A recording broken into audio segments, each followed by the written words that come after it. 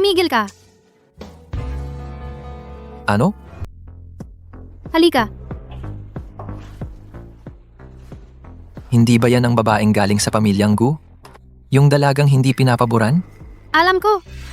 Mahirap ang trabaho ninyo. Ganito. May 1,000,000 sa card na ito. Kukunin kita ng 1 buwan. Kukunin mo ako ng 1 buwan? Basta't sumunod ka lang. Pwede kitang bigyan ng mas maraming pera. Napakayaman ko. Itong card, ituturing kong down payment. Kukunin ko na. Ito ang totoong down payment.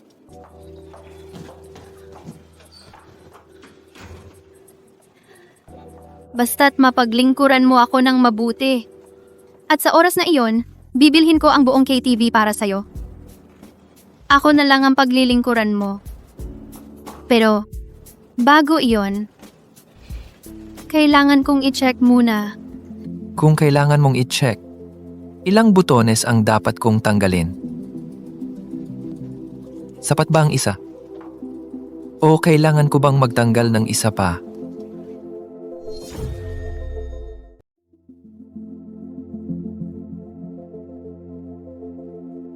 Mukhang hindi pa rin kasiya-siya. Kailangan pang gumawa ng ilan pa. Sige, tama na, tama na. Isuot mo na. Customer. Suriin. Kontento ka ba? Ngayon?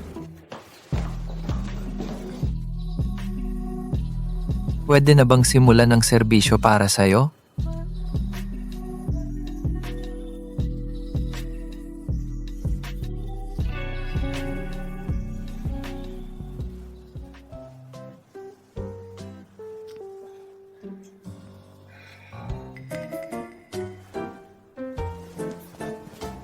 Ako? Nakipag-sex ako sa isang male model.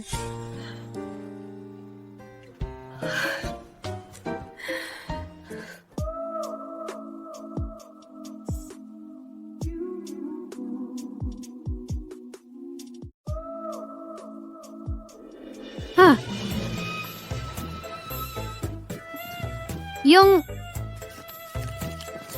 Eto ang bayad sa pagod mo.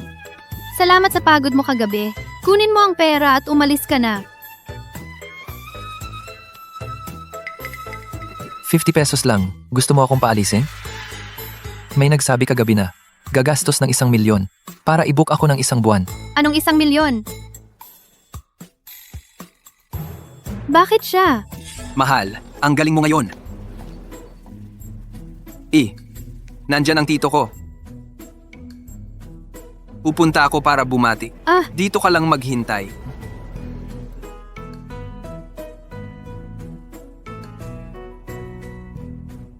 Medyo guwapo ang tito ni Ming Xuan. King Juan, siya ang tito ni Ming Xuan. Ano bang iniisip ko? Bakit ikaw? Kilala ako ni Miss Gu. Paano mo nalaman? Ako ang panganay na anak ng pamilya Gu. Bihira ang malaking kliyente. Siyempre, alamin ang background. Sandali, ang tito ni Feng Ming Xuan, paano siya magiging modelo? Siguro mali ang naalala ko. 1,000,000. Medyo mahal. Pwede bang tawad? Apo ko, huwag kang umiyak. Gusto mo bang buhatin ni Papa? Halika, buhatin ka ni Papa. Ma, pwede bang tumigil? Anak, kung hindi ka pa magdadala ng asawa, mababaliw na talaga ako. Eddie. Pumirma ka. Ano ito? Kasunduan sa kasal. Sa loob ng 3 taon. Pagkatapos ng kontrata, bibigyan kita ng pera. Sapat para sa susunod mong buhay nang walang alalahanin. Bibigyan mo ako ng pera? Hindi ba ako ang bumubuhay sa'yo? Bakit?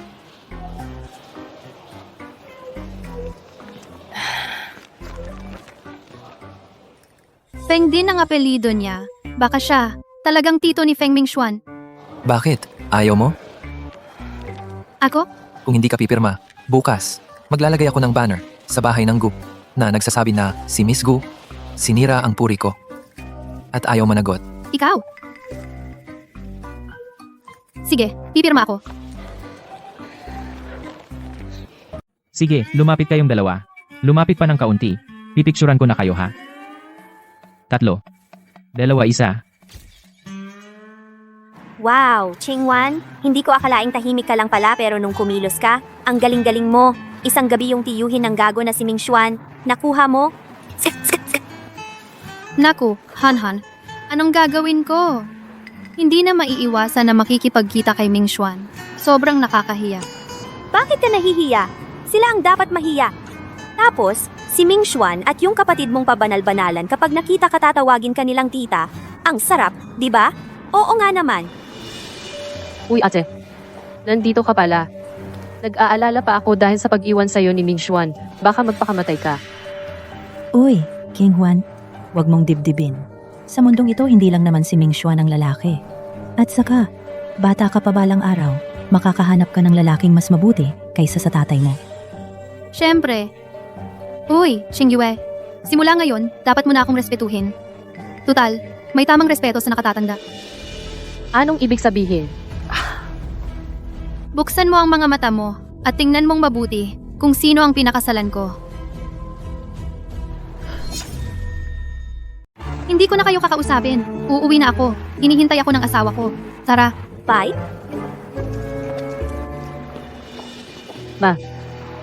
Feng Heng. Parang pamilyar ang pangalang ito. Parang narinig ko ito sa TV. Iyon nga, 3 buwan, 50 kumpanya ang ibinagsak niya. At sa 5 buwan, siya ang nanguna sa talaan ng mayayaman. Nako, imposible. Sa tingin ko, magkapareho lang ng pangalan ang mga taong kasing level ni Feng Heng. Kahit ang tatay mo, hirap na makalapit. Tulad niyang babaeng bata, paanong makakalapit? Kailangang malaman ito ni tatay. Hindi ako maniniwala na hindi natin siya kayang disiplinahin, tatay. Si ate, mahilig maglaro. Madalas na hindi umuwi sa gabi, okay lang. Ngayon, dahil sa tampo, nagpakasal na lang ng basta-basta. Kapag nalaman ito ng iba, sasabihin nilang walang disiplina ang pamilya natin. Naku, oo nga mahal. Kung malaman ng pamilya Feng na ganyan ang anak na babae ng pamilya Gu. Kung ganon, ang pamilya natin, pag ikinasal si Qingyue sa kanila, paano tayo makakaharap sa iba? Paanong nagkaroon kami ng ganitong klaseng tao? Nasaan siya ngayon? Ipauwi mo siya. Nakatira siya sa labas. Paano ko siya mapapauwi? I freeze ang bank card niya. Saan na siya titira? Tatay, huminahon po kayo. Sa ilang araw, may reunion kami ng high school. Siguradong darating si ate. Sa oras na iyon, kakausapin ko siya ng maayos. Si Qingyue talaga ang nagbibigay sa akin ng panatag na loob. Siyempre naman. Hindi mo ba nakikita kung kaninong anak siya? Hi, narinig mo na ba? Darating daw si Mr. Fang sa hotel natin mamaya. Sabi nila, dito sa hotel natin, para pag-usapan ng partnership sa ikalawang kalahati ng taon. Kailangan nating maging alerto. Talaga. Ay, okay ba ang makeup ko ngayon? Nako, tingnan mo nga yung pagkain lab mo. Huwag mo nang isipin. Ang taong tulad ni Mr. Fang ay hindi tayo titingnan. Kumusta po? Paki-extend po ng 1 linggo. Pasensya na, miss. Hindi gumagana ang card ninyo. Subukan ito. Hindi pa rin gumagana. Pinutol ng pamilya Gu ang lahat ng card ko. Miss, kung wala kang pera, lumabas kayo, kumaliwa, at maglakad ng 500 metro. May hostel na pwedeng tuluyan. Huwag ninyo kaming pahirapan dito. Miss, kung hindi kayo aalis, tatawag ako ng guard. May iba pang bisita na naghihintay mag-check-in. Pasensya na po. Pasensya na. Bakit ka nandito? Kung hindi ako dumating, saan ka pupunta? Hindi ko rin alam. Kayong dalawa, maglambingan kayo sa tabi. Huwag ninyong harangan ang pinto. Ginoo Feng. Dumating na po kayo. Ang serbisyo ng inyong hotel ay talagang masama. Ang pakikipagtulungan sa ikalawang kalahati ng taon. Kailangan kong pag-isipang muli. Wag. Humingi kayo agad ng tawad kay Ginoo Feng. Hindi ako ang dapat ninyong hingan ng tawad. Pasensya na, Miss Go. Ako ang nagmaliit sa inyo. Hindi ko nakilala na kayo pala ang asawa ni Ginoo Feng. Hindi ko inaasahan na ang tiyuhin ni Feng Mingxuan ay talagang mahusay. Pero sa pagkakataong ito, tinanggalan ako ng card ng pamilya Gu. Kailangan ko nang maghanap ng trabaho. Bakit ngayon ka lang dumating? Pasensya na. Traffic kasi. Ito, tapusin ninyo lahat ngayon. Ang dami. Hanggang magsara ang mall, hindi pa rin mauubos. Kung hindi mo kaya, umuwi ka na. Kaya ko. Kaya ko.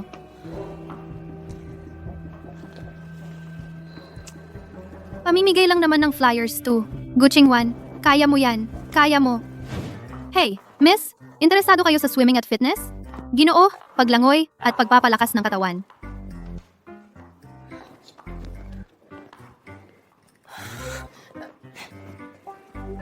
Ginoo, ang dami ng tao dito ang pinakamalaki sa buong mall. Kaya, ang kita ng mga tindahan dito ay karaniwang maganda. Humigit kumulang 80% ng kabuuang kita ng mall. Ituloy mo. Bakit nandito siya? Hoy, Ginoo, ano po? Maghanap ka ng tao, yung mga flyer na hawak niya, kunin ninyong lahat. Si po.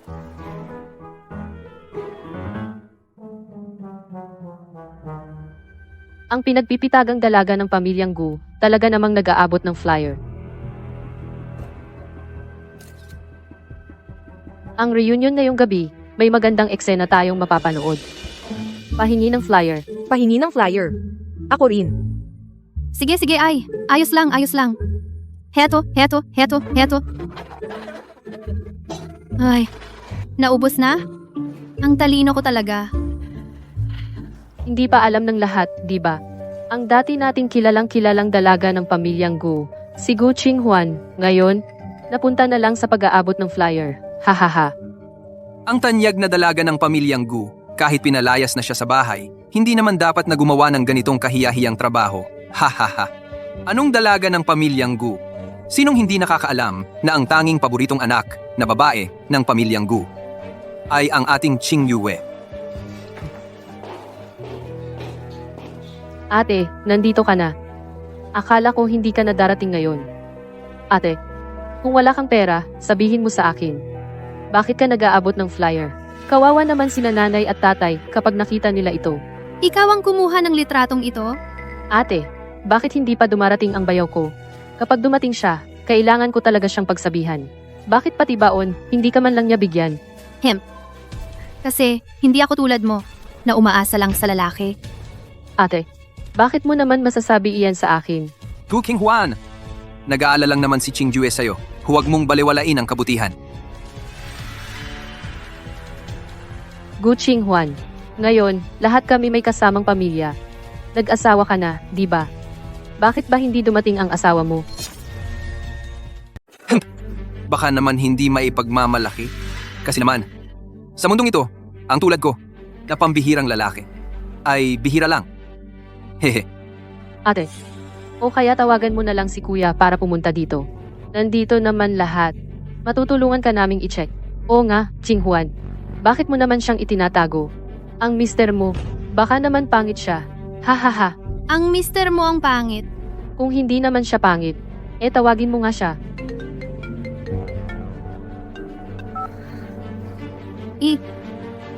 Kuya, nasa Mingyuelo kami, may class reunion. Medyo lasing na ang ate ko. Pwede ka bang pumunta? Kaya pala niyo akong pinapunta ngayon. Hindi pala para sa reunion, para hiyain ako. Kung ganon, hindi na ako makikisama. Ate, tingnan mo naman. Bakit ka naman nagagalit? Gusto lang naming lahat. Makita si kuya. Malaman kung anong klaseng lalaki ang makakaakit sa'yo. Kapag nakita mo, magugustuhan mo talaga. Kasi itong basura na hindi ko gusto nagugustuhan mo pa. Paano pa kaya ang mister ko na pambihirang mabuting lalaki? Qinghuan, anong ibig mong sabihin? Literal na kahulugan. Kung talagang ganyan kagaling ang mister mo, bakit hindi pa siya dumarating? Sigurado ka bang papuntahin mo siya? Baka hindi mo kayanin. Sige, papuntahin mo. Titingnan ko nga kung anong klaseng tao siya.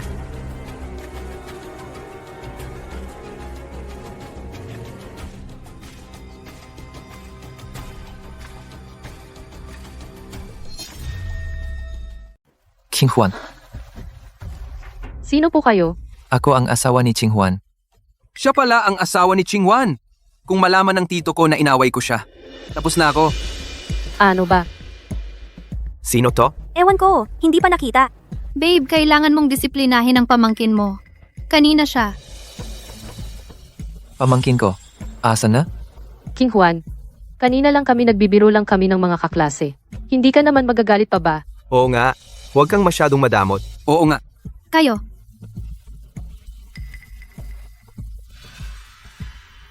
Ang pamilya Wang, ang pamilya Li, ang pamilya He. Mula ngayon ang restaurant na ito hindi natatanggapin ang mga bisita mula sa mga pamilyang iyon. Pinapayuhan ko kayo na umalis na kayo agad. Kung hindi, huwag ninyong sisihin kung maging bastos ako. Ogi, paalala ko lang sa'yo. Dito ang pinaka-exclusive na restaurant sa Kyoto. Akala mo ba karinderya? Kung sasabihin mong bawal kaming pumunta, hindi na kami makakapunta. Ching Juan, saan mo nahanap ganitong kakaiba? Niloko ka ba? Naghahanap ka ng gulo.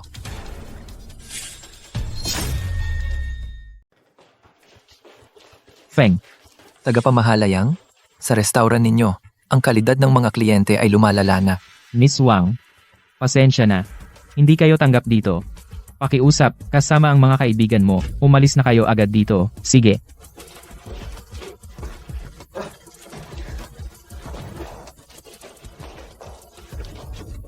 Ano ka ba? Sigurado ka ba? Na para sa taong ito kakalabanin mo kami? Tama na. Mas mabuti nang iwasan ang gulo. Natatakot akong maghiganti sila. Ang sinumang manggalit sa akin sa mundong ito ay hindi pa ipinanganak. Talagang ang kahanga-hanga ang tito na namamahala sa pamilya Feng. Ang pogi talaga. Dahil ayaw ni tagapamahalayang sa atin, kumain na lang tayo sa labas. Hindi pwede. Kung malaman ng iba na pinalayas tayo sa Mingyue, sa mga sosyal na babae sa Kyoto, paano pa ako makakaharap sa kanila? Gu King Juan, ako ang nagkamali. Pakiusapan mo ang tagapamahala. At ang asawa mo rin, na maging mapagpatawad. At huwag mo akong patulan. Mababa akong tao at ipipilit kong pag-awayan. Ano pa ang hinihintay ninyo? Dalhin sila.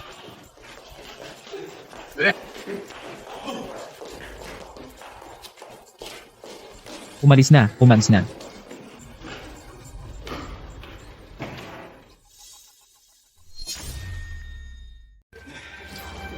Lily, ayos ka lang ba? Sobra naman talaga si Gu Ching Juan. Wala man lang siyang pakundangan sa mga kaklase. Kapal ang mukha mong sabihin yan. Takas, Hindi ko naman sinasadya. Hindi ko alam kung bakit si Feng Mingxuan ay biglang nagwala. Pinilit niya akong isama. Hindi ba? Yung mister ni Gu Ching Juan. Anong background niya? Bakit ang yabang niya? Nakita ko lang kanina. Yung damit na suot ng mister niya, haute couture pala yon, ng H.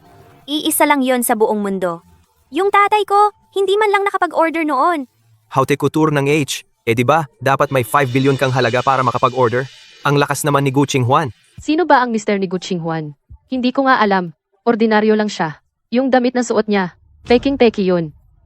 Oo nga.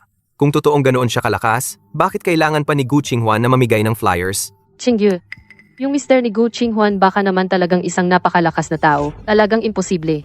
Sa buong buhay ni Gu Ching Juan, ay dapat lang siyang nasa ilalim ng aking mga paa.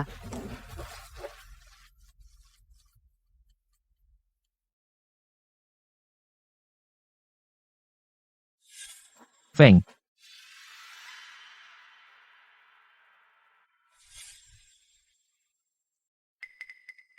Feng Heng, sino ka ba talaga? Yung tagapamahala kanina. Bakit siya takot na takot sa'yo? Ang restaurant na ito ay pag-aari rin ng pamilya Feng. Ganoon pala. Salamat talaga sa'yo kanina. Kahit na kontrata lang ang kasal natin, pero ito ang tungkulin ko bilang asawa na dapat kong gampanan. Hindi kita pababayaan. Siya nga pala. Yung pamangkin ko na sinabi mo kanina. Nasaan siya? Siya. Sasagot ako ng tawag.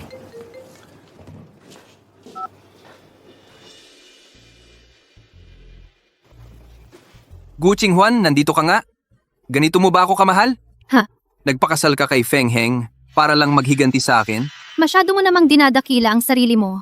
Sabi ko sa'yo, Hindi na talaga kita mahal. Sabi ko sa'yo, hindi mo kayang pakialaman si Feng Heng. Iwalayan mo na siya. Ayoko. Waiter, paki-check. Oy, oy! Xing Huan, sa totoo lang, mahal pa rin kita. Patawarin mo na ako? Pwede? Mula nang mag-engage kami ng kapatid mong babae, lagi kong pinagsisihan. Pero, alam mo naman, sa pamilya Feng, ang tiyuhin ko ang namamahala. Wala akong boses sa pamilya Feng. Hindi ka rin tanggap sa pamilya Gu. Kung sakaling pakasalan kita, lalo akong mawawala ng halaga sa pamilya Feng. Sabihin mo ng diretsyo. Pwede bang wag kang masyadong malagkit? Babalik na ang asawa ko. Kapag nakita kanyang ganyan, mamaya ay pagagalitan kanya. Mas matanda ng husto si Feng Heng sa iyo. Hindi siya bagay sa iyo. Ako lang ang nakakaalam kung bagay ba siya o hindi. Huwag kang maghasik ng gulo dito. Kahit ano pang sabihin mo, hindi ko siya iiwan. Gu Qinghuan, ang dami mong ginagawa hindi ba? Dahil hindi mo ako makalimutan? Ganito na lang. Kapag ibinigay na sa akin ng tiyuhin ko ang kapangyarihan, sige, ako na ang mamamahala sa pamilya Feng. Sa panahong iyon, kayong dalawang magkapatid na babae ay parehong magiging asawa ng isang lalaki. Tapos na ang mga sinaunang panahon. Ano naman? Saka, si Qing Yue ang magiging pangunahing asawa, ikaw ang pangalawa dahil pangalawa mo ng kasal. Layas! Kainis ka. Walang kwenta. Ang pagkamaldita mo, titingnan ko kung hanggang kailan magtitiis si Feng Heng. Kung hindi ka aalis, sasapakin na kita.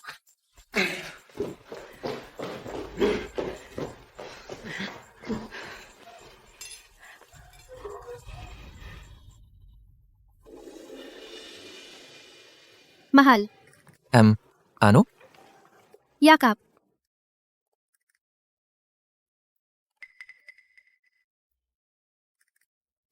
Lasing ka na.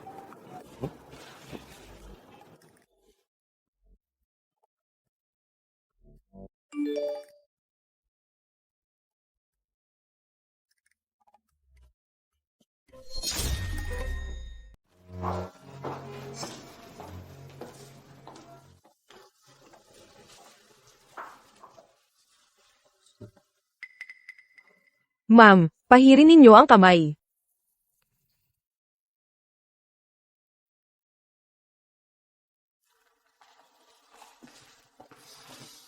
Hoy, saan ba ito? Ito ang lumang bahay. Ang nanay ko lang ang nakatira dito. Nanay mo? Bakit hindi mo sinabi agad? Unang tuntunin ng kasunduan sa kasal.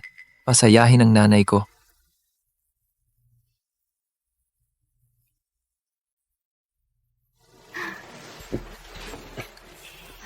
Napakagaling. Ang anak kong lalaki. Sa wakas, ikinasal na siya.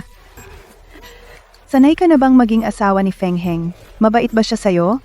Ah, mabait naman siya sa akin. Iyan ang dapat niyang gawin bilang asawa. King Huan, kung inaapi ka ni Feng Heng, sabihin mo kay nanay, papagalitan ko siya. Ah, nga pala, may iniingatan si nanay na isang bote ng matandang Noer Hong. Sabi nila, sobrang mabisa. Kapag ininom, magiging masaya ang pagsasama. Nanay, saan mo naman narinig yan? Kukunin ko iyan para sa inyo. Dalhin ninyo sa bahay at salu-saluhin ninyo.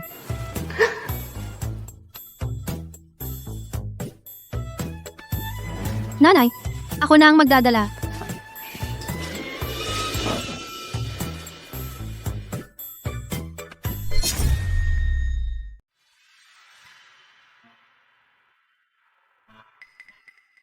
Salamat ha. Ma, ayos lang ang alak. Marami pa akong alak. Dapat mong alalahanin kung okay ang asawa mo. Qingwan, okay ka lang? Okay lang, aray. Okay ka lang? Ma, kung wala na, aalis na kami. Ay, itong loko. Ay, tingnan mo nga tong mukhang wala sa sarili. Kung hindi ako naglagay ng dagdag, hindi ko alam kung kailan pa. Magkakaapo na ako. Tama nga, di ba, tatay? Ang bait ng nanay mo at napakamapagpatuloy. Binigyan pa tayo ng mamahaling alak. Kung gusto mo, uminom ka pa. Ito ang alak sa kasal natin. Dapat sabay nating inumin. Ay, bawal magmaneho kapag uminom. Tawagin mo na lang ang driver para siya ang magmaneho. Happy wedding sa atin! Si,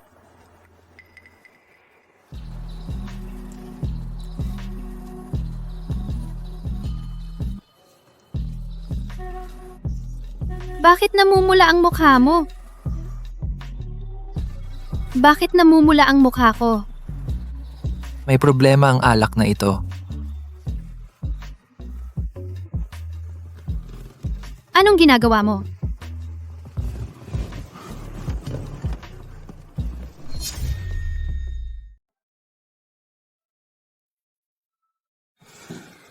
Salamat ah. Bakit nagdagdag pa si nanay? Hindi niya rin alam. Ang lakas kumain ng isang tao. Sa kotse pa lang, umiinom na. Maupo ka muna. Bibigyan kita ng maiinom. Akala ko, pagkaalis sa pamilyang Gu, wala na akong mapupuntahan. Pero, sa isang iglap nag-asawa na ako at may pamilya na.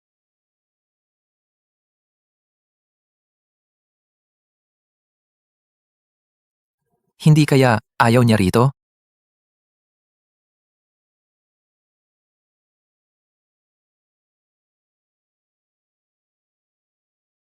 Maghahanda ng bagong bahay para sa misis, bilang regalo sa kasal.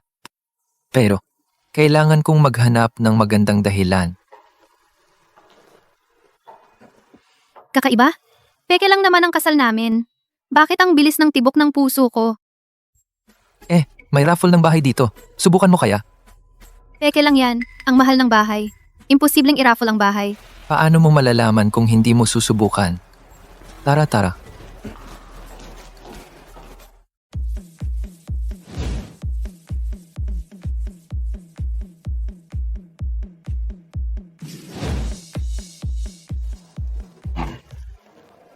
Uy, miss. Gusto mo bang subukan? Paniguradong mananalo ka. Tama na. Malas na talaga ako simula bata. Kahit totoo pa ang raffle na ito, hindi pa rin ako ang mananalo. Mas mabuti pang umuwi na lang tayo ng maaga. Ipagluluto kita ng masarap na handa. Tara!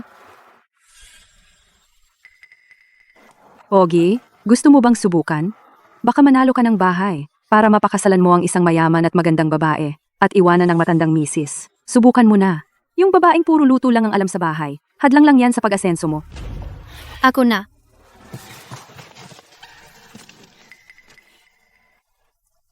Rila, Miss Ang, swerte mo naman. Itong bahay ay nagkakahalaga ng hindi bababasa.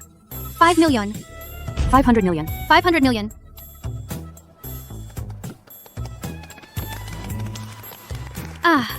Feng Heng, nanalo talaga ako. Villa. Masaya ka ba? Masaya ako. Parang simula nang maging tayo bumuti ang swerte ko. Ang bahay na napanalunan mo mismo. Wala akong kinalaman. Oo nga, Master Feng. Halos lahat ng mga bahay sa pinakamagandang lugar sa syudad ay inilagay. Napanalunan mismo ni Madam ang villa. Mabibilang din. Maswerte rin si Madam. Madaling pasayahin ang misis ko.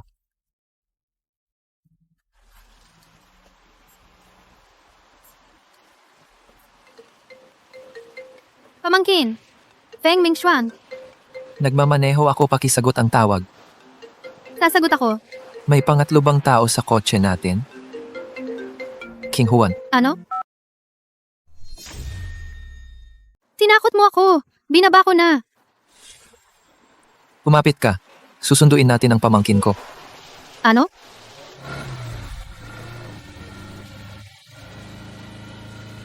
Makikita ko na naman ang lalaking iyon. Talagang malas.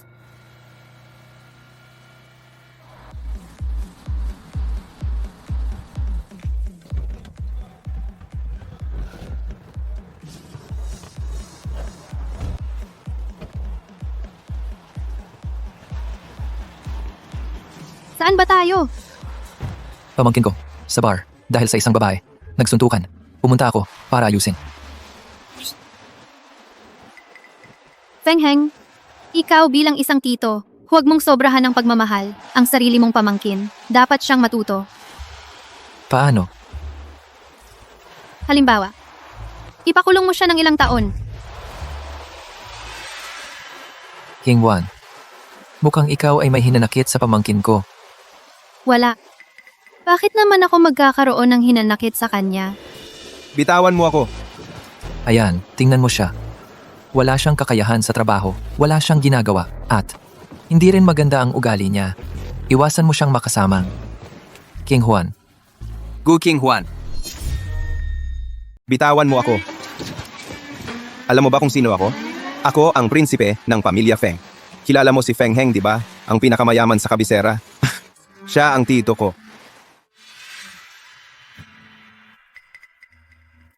King Juan. Anong nangyari? Social anxiety. Social anxiety. Itong kotse ko. Hindi makikita ang loob mula sa labas. Ganon. Kung talagang ayaw mo makita ang pamangkin ko, manatili ka na lang sa kotse. Hintayin mo lang ako. Si.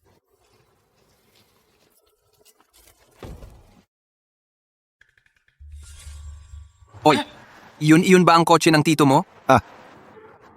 Ito ang kotse na pinapangarap ko. Sayang, hindi ko kayang bilhin. Ano ba iyan? May mas magandang Feng yun. kotse pa. Ano? Tito, dumating na po kayo.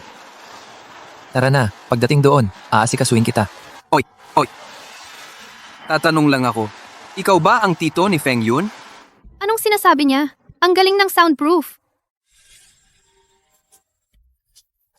Kaibigan ko siya. Si Feng Mingxuan. Eng Minshuan, babaero ka talaga. Hindi pa ba sapat na ako ang nasa bahay? Bakit ka pa lumalabas para maghanap ng hostess? Suntukin mo siya. Sampalin mo. Feng Yun, mula ngayon, iwasan mo ang mga Aray, taong hindi sakit. ka nais-nais. Alam ko na, Tito. Tara, sakay na. Tito. Pwede bang wag na lang umuwi? Pag nalaman ni Mama, bubugbugin niya ako. Huwag ka nang umuwi. Eh di sa buong buhay mo, huwag ka nang umuwi. Hindi naman, Tito. Nagbago ka na. Dati tinutulungan mo ako. Bilang isang tito, huwag mong palayawin ang pamangkin mo. Kailangan mong turuan siya ng leksyon. Ang tita mo, ang nag-utos sa akin na disiplinahin ka. Takot ako sa misis ko. Tita? Tito? Kasal ka na? Nasa sasakyan ba siya? Huwag kang makialam. Bahala ka kung uuwi ka o hindi. Aalis na ako. Hintayin mo ako.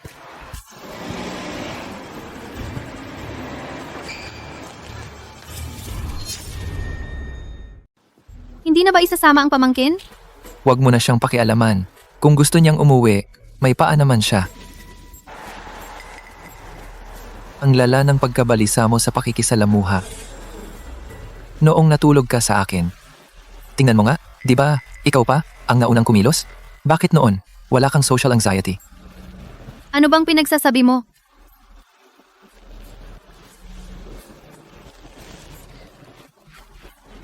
Doon ka lang sa harap na pintuan. Ihulog mo na lang ako. Kukuha lang ako ng parcel. Sige, magpa-park muna ako.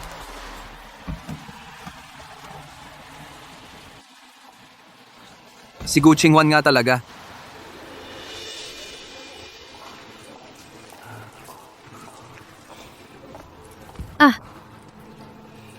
Ikaw talaga, isang pervert na stalker.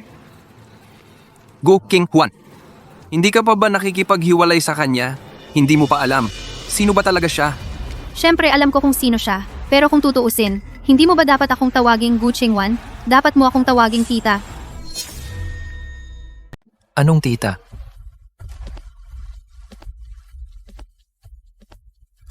Naku, hindi kaya maisip ni Feng Heng na ang pagpapakasal ko sa kanya ay may ibang pakay? Bakit hindi ka umuwi at matulog? Bakit ka nandito? Ako. May kailangan ako kay Gu Qinghuan. Anong tawag mo sa kanya? Miss Gu. Asawa ko siya.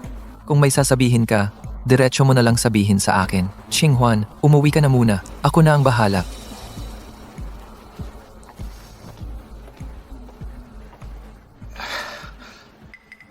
Mr. Feng. Ganito kasi iyon. Siya kasi, ex-girlfriend ko siya. Huwag kang magpaloko sa kanya. Nagpakasal siya sa'yo para lang siya makapaghiganti sa akin. Kung ano man ang dahilan ng asawa ko para pakasalan ako, hindi dapat husgahan ng mga tagalabas. Kung may isa ka pang sasabihin, hindi ako tutol na kumuha ng isang tao para turuan ka kung paano magsalita ng maayos. Bigla akong naalala. May gagawin pa ako. Uuna na ako. Dito. Uuna na ako.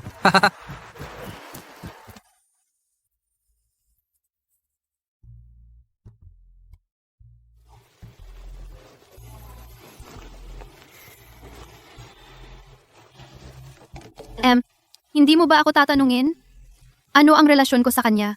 Hinihintay kitang magsabi sa akin. Siya ang ex ko.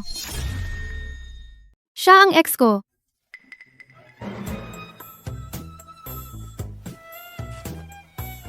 Ano? Hindi ka ba galit? Mahal mo pa ba siya? Siyempre hindi na. Matagal ko nang siyang hiniwalay ng tuluyan at nilinaw ang lahat. Kung ganoon, bakit ako magagalit? Bakit ang laki ng puso ni Feng Heng? Ang asawa ay dating kasintahan ng pamangkin, pero ang kalmado pa rin niya. Dahil lang sa maliit na bagay na ito, itatago mo pa ba ito sa akin? Para sa akin, hindi ito maliit na bagay. Anong sabi mo?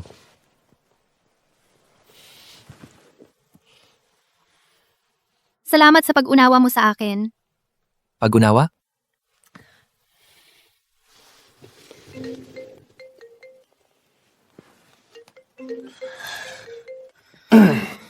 Hiniwalay ng tuluyan. Nilinaw ang lahat. Sira ulo ka. Alam mo bang ang mang-istorbo sa kaligayahan ng iba ay tamaan ng kidlat? Mang-istorbo sa kaligayahan. Tamaan ng kidlat. Ang tigas ng ulo niya. Kung hindi mo yan sasabihin, hindi siya susuko. Pero sa aming pamilya, walang ugaling magsinungaling. Pasensya na. Kung ganoon, tayo na.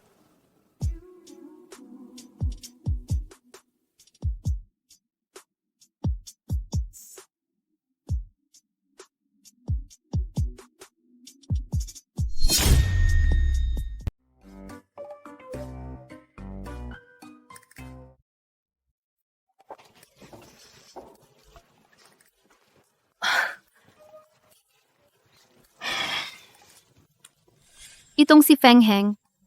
Alam niya, nadadalo ako sa auction ngayon, paulit-ulit na naman.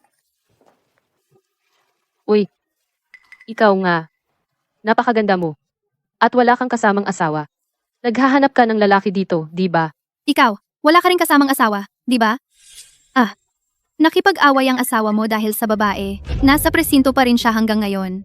Huwag kang magsalita ng kung ano-ano dito. Imposibleng gawin ni Feng Bingshuan sa akin iyan. Para maging maayos ang buhay, laging may mga nangyayari sa paligid. Ikaw. Abangan mo.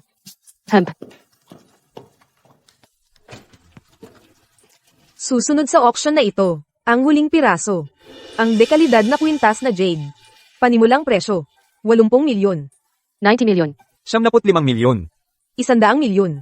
110 milyon. 120 milyon. 300 milyon. Wow, ang yaman naman. 300 milyon. Wow, Ang item na ito, pero binili ko ito, ayon sa utos ni Feng Bingshuan. Kahit gaano pa kayaman ang asawa mo, empleyado lang siya. Hindi siya makakapantay sa pinuno ng aming pamilyang Feng. 500 million. 500 milyon. Gu Qinghuan, bilang magkapatid, binabalaan kita. Huwag kang makipaglaban sa pamilya Feng. 550 milyon. Aba, pamilya naman tayo? Wala namang dapat pagawayan? 600 milyon? 700 milyon. 800 milyon. 1 bilyon. 1 bilyon. 1 bilyon, una. 1 bilyon, pangalawa. Hindi ka na nagdagdag. Masyadong mahal. Hindi ko kayang bilhin. Ikaw. 1 bilyon, pangatlo. Sold. Niloko mo ako. Hindi ba ikaw ang nagbid? Wala kang pera pambili? Ikaw. Maghintay ka. Nandyan lang sa malapit si Feng Bingshuan at ang kanyang tiyo. Tatawagin ko sila ngayon. Gu Qinghuan mamaya, mabibigla ka. Ako ang tiya mo. Pagdating niya, sino ang kanyang aayusin? Ikaw o ako? Tiyo, dito.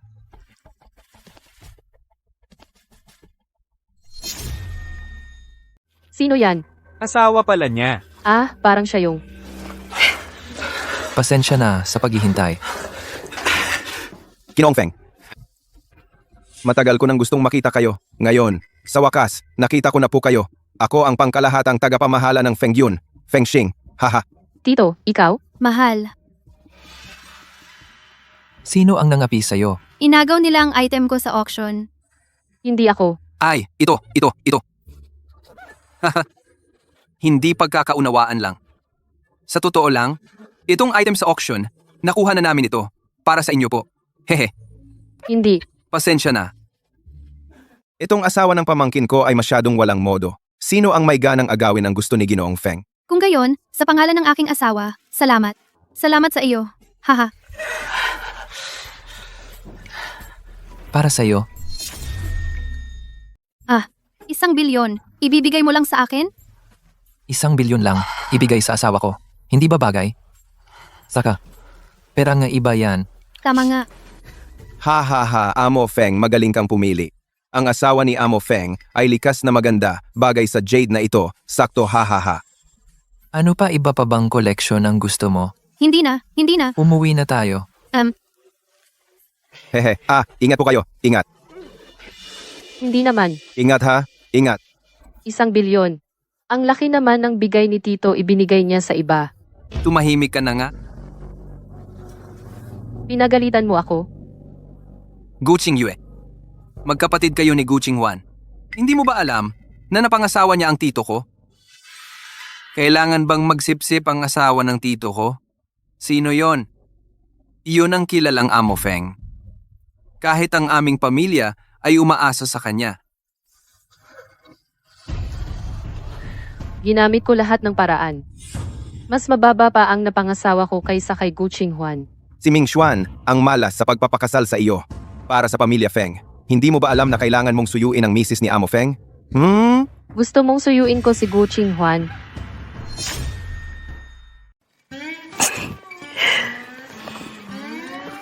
Bakit ka tumatawa? Naaalala ko yung ekspresyon ni Guching Yue. Nakakatawa lang, bago ka dumating.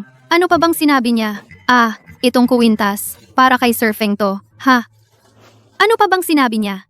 Kahit gaano kayaman ang asawa ko, kaya bang pantayan si Sir Feng? Anong akala niya? Tama nga, sa antas ng pamilya, dapat niya akong tawaging tita.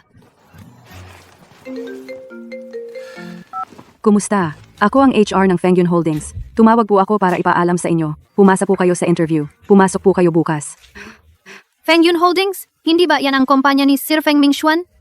Sige. Pupunta ako bukas para magulat. Pumasa ka sa interview? Anong kumpanya? Sa'yo nga. Ako? Pupunta ako bukas para bigyan siya ng sorpresa. Isang maliit na kumpanya na hindi mo kilala, saka ko na lang ipapaliwanag sa'yo.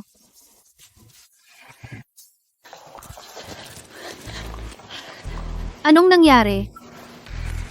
Dumating na ang amo. Maging alerto kayong lahat. Maging listo kayo. Amo?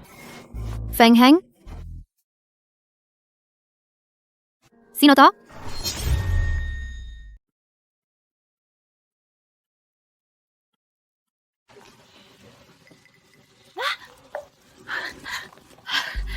Anong nangyari? Dumating na ang amo. Maging alerto kayo. Maging listo kayo. Amo? Feng Heng?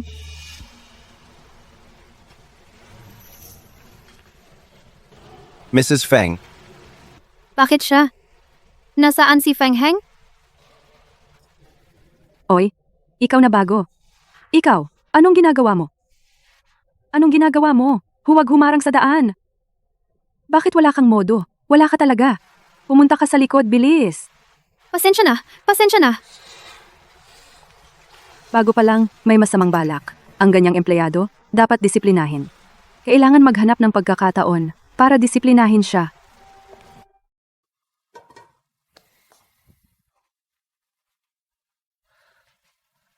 Ikaw ang nagluto?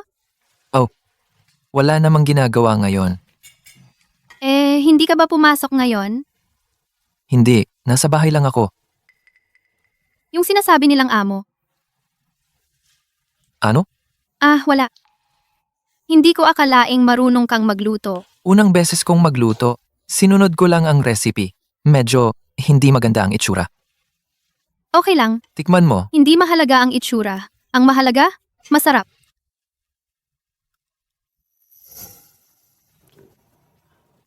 Hindi masarap.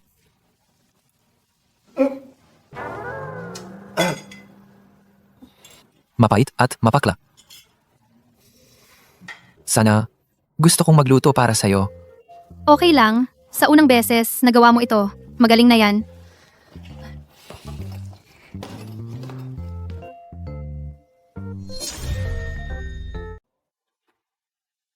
Bakit si Feng Heng na nagsabing wala siya sa opisina kahapon? Hindi ba siya ang tiyuhin ni Feng Mingxuan? Gu Qinghuan, bakit ka natutulala? Kakapasok mo pa lang, tamad ka na agad. Gusto mo pa bang matanggap ang sweldo mo? Hindi ko naman pinapabayaan ang trabaho ko. Lakas ng loob mong sumagot? Ibabawas ko lahat ang sweldo mo ngayong buwan. Hindi makatuwiran ng taong ito. Ganyan talaga ang sistema ng sweldo. Kung ayaw mong magtrabaho, umalis ka na. Matagal ko nang hindi nakikita ang supervisor na ganito siya kahigpit. Parang may pinipili siyang apihin. Hindi mo ba napapansin itong bagong dating? Napakaganda niya. Malamang nagseselos siya.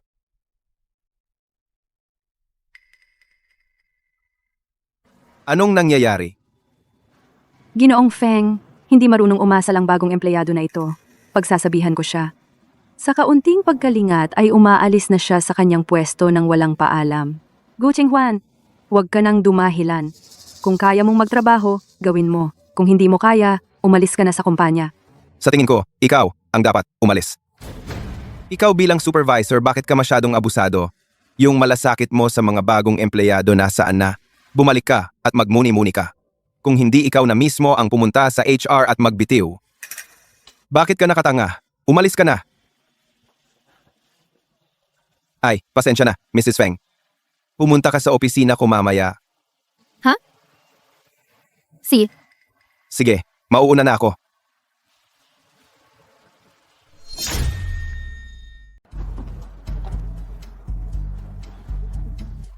Bakit mo ako dinala dito? May sasabihin ako sa'yo. Ano man yan, mamaya na natin pag-usapan. Isasama muna kita sa loob. Bibili tayo ng mga damit. Trabaho ka na? Laging yan ang suot mo. Baka pagtawanan ka. Mahal dito. Pumasok na tayo at pumili. Tara. Uy, ipaalam mo. Naibook natin ang buong mall na ito. Lahat ng damit dito, 0.001 na lang ng presyo. Ginoo at Ginang, magandang araw po sa inyong dalawa. Ngayong araw, may promo ang tindahan namin. Lahat ng produkto ay ibinebenta sa 0.001 na presyo. 0.001 na lang. Opo, Ibig sabihin ang damit na 10,000 piso ay 10 piso na lang? Yung mga damit na iyon isusukat ko lahat.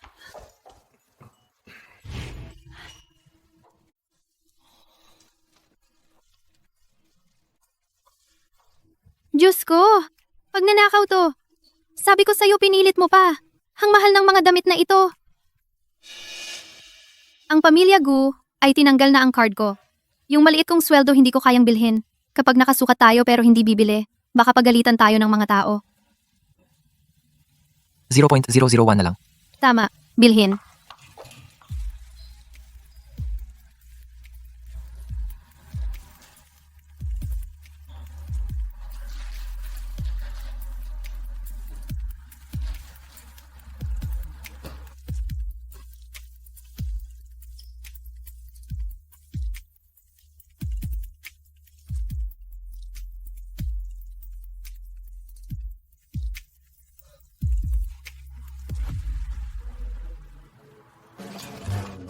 Eto.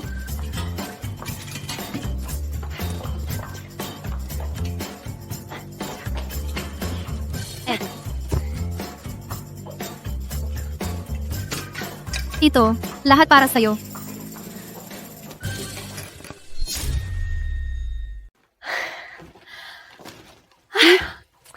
Ang saya talaga ng pamimili ko ngayon. Ang dami kong nabili. Mga branded na damit. Mahigit 1,000 piso lang. Sabihin mo sa akin ang totoo. Alam mo na ba noon pa na magkakaroon ng sale ang mall na iyon? Matagal na tayong kasal. Wala pa akong naibigay sa'yo na disenteng bagay. Ituring na natin itong mga regalo. Ngayon ay isang espesyal na araw. Anong espesyal na araw? Pumikit ka. Huwag kang tumingin.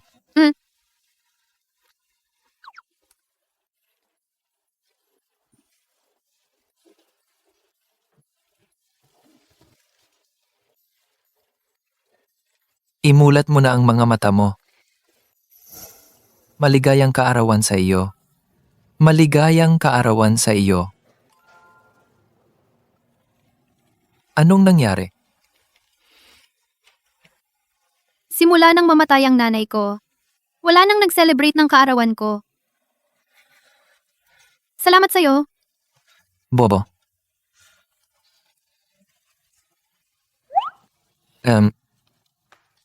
Bakit ang bait mo?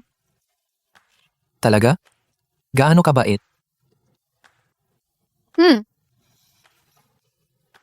Ang lambing mo. Maalalahanin ka, mapagmahal sa pamilya. At isa ka pang napakabuting lalaki. Kung ganong kabuti ako, paano kung ang kasunduan natin ay i-cancel na lang? Anong kasunduan? Ang kasunduan sa kasal. Hindi na tayo maghihiwalay. Oo, ganito na lang tayo habang buhay. Mabuti rin. Pero tayo ay walang pundasyon ng pagmamahal. Ang pundasyon ng pagmamahal ay kayang linangin. Marami rin namang nagmamahalan pagkatapos ikasal. Paano kung subukan muna natin? Pwede rin namang subukan. May nakadikit sa bibig mo. Saan?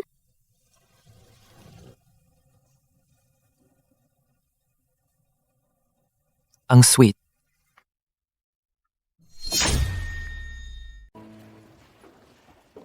Sino si Gu Qingwan? Ako nga. May kailangan ka ba? Hempe. Ikaw, babae. Sino ka ba? Bakit mo ako sinasaktan? Sino ako? Ako ang asawa ng inyong CEO. Ikaw itong babaeng masama. Inakit mo ang asawa ko. Anong pinagsasabi mo? Kailan ko bang inakit ang asawa mo? Balita ko, ang asawa ko ay gumastos ng 1 bilyon para bigyan ka ng kwintas. At sasabihin mo pang hindi mo inakit. Ang kwintas na iyon ay... Wala ka nang masabi, di ba? Sa tingin ko, itong damit ay mga 20,000 hanggang 30,000. Balita ko, si Mr. Gu ay pinatigil na ang card mo. Paano mo kayang bilhin? O baka, binigyan ka rin ni Feng Xing? Anong kinalaman ni Mr. Feng? Regalo ito ng asawa ko. Gu Qinghuan, kung kayang bilhin ng asawa mo ang ganito kamahal na damit, bakit ka pa niya hahayaan sa kumpanya na maging isang intern lang? Mag-isip ka muna bago magsinungaling. Hindi namin kukonsintihin ang ganyang walang hiyang empleyado. Ikaw. Nagpaparatang kayo ng walang basihan. Sa madaling salita, ako'y walang ginawang masama. Ayoko nang makipag-usap sa inyo. Oy, gusto mong umalis? Hindi ganoon kadali. Ngayon, pupunitin kita ikaw na masamang babae. Anong gagawin Tumigil mo? ka! Bitawan mo ako. Anong ginagawa mo? Pumunta ka sa kumpanya? Bakit ka nagwawala? Sige. Ikaw pa nga nagtatanggol sa babaeng iyan. Aba, anong babaeng mabaho? Sasabihin ko sa'yo, hindi siya basta-bastang galitin. At kayo, bumalik na kayo sa trabaho. Paninirang puri. Matapang kang magsabi, hindi siya ang iyong kalaguyo. Hay naku, sinong nagsabi sa'yo na may relasyon ako sa kanya? Kumalat na sa buong kumpanya. Akala mo ba tanga ako? Oo nga, Ginoong Feng. Narinig ko. Kayo sa kanya hindi basta-basta. Madalas mo siyang paboran, di ba? Medyo maganda nga siya. Hindi ko akalaing ganyan pala ang gusto ninyo. Sabi ko, Miss Ye, wala naman akong kasalanan sa inyo, di ba? Pwede ba kayong wag dito magbuhos ng gasolina sa apoy? Hindi pwede. Pinagtaksila ng aking kaibigan. Hindi ko kayang manood lang. Ikaw, magsalita ka, ang mga chismis. Totoo ba o hindi? Tungkol sa presidente. Hindi ko dapat pinag-uusapan. Kung may relasyon ba siya kay Gu Qinghuan, hindi ko rin alam. Pero, sa kumpanya, si Gu Qinghuan, ay talagang espesyal ang trato. Magpaliwanag ka. Ano bang ipapaliwanag ko? Sinasabi ko sa inyo, hindi siya basta-basta na pwedeng galawin ninyo. Siya? Patay na ang tatay. Hindi mahal ng nanay. Takot kayo sa kanya? Mag-ingat ka sa sinasabi mo. Ikaw na babaeng nakikialam sa pamilya ng iba. Wala ka bang hiya? Manahimik ka. Feng Heng, Ako ang nag-ayos ng lahat. Si Feng Xing ay sumunod din sa utos ko kaya't inasikaso niya si Qinghuan. bakit mo siya tinutulungan? Dahil asawa ko siya. Ano? May problema ba kayo? Ang babae ko. Hindi mangahas si Feng Xing. Nagalawin siya. Anong sabi mo? Siya ang asawa mo. Anong karapatan niyang maging asawa mo? Ako ang laging pinipili ng lola mo para maging asawa mo. Anong karapatan mong pakasalan siya? Yeting, ikaw ang napili ng lola ko. Pero sa'yo, wala akong kahit anong interes. Kung sino ang gusto kong pakasalan, desisyon ko yan. Wala ka pang karapatang makialam. Ikaw, babaeng ito, ang nangakit kay Feng Heng. Isoli mo sa akin si Feng Heng. Papaluin kita. Papaluin kita. Papaluin kita. Anong ginagawa mo? Ayos ka lang? Okay lang, Umalis ka muna. Ako na ang bahala dito. pero Ako ang asawa mo. Kailangan mo akong pagkatiwalaan. Kaya kong ayusin to.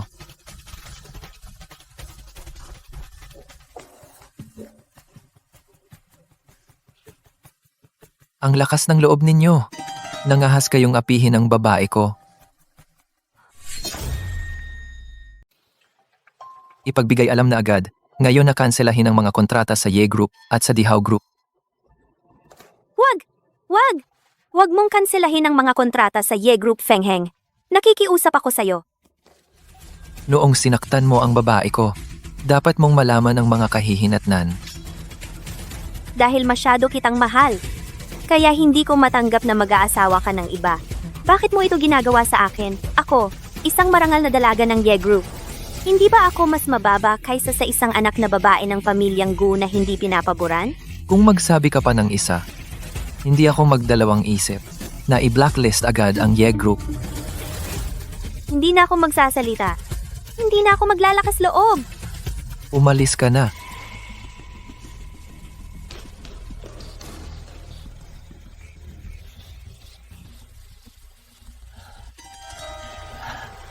Ginoong Feng. Ang asawa ko, hindi niya alam. Kaya't nakasakit siya sa babae ninyo. Maari po bang alang-alang sa akin? Patawarin siya. Dali, humingi ka ng tawad kay Ginoong Feng.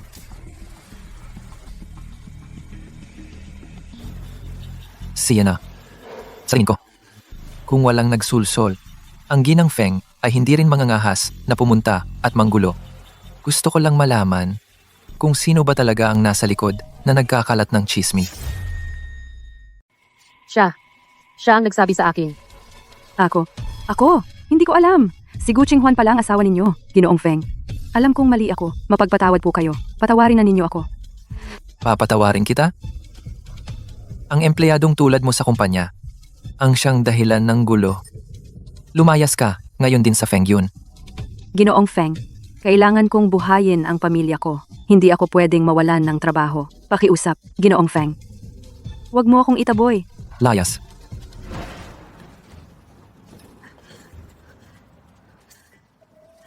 Babae, dahil sa'yo lahat. Umalis ka na.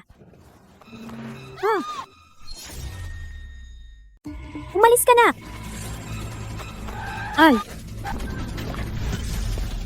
Ay, Ming Xuan, okay ka lang ba? King Juan, Ayos lang ako. Dalhin siya agad sa ospital. Yeting, tumigil ka! Nakasakit ka, tapos tatakas ka?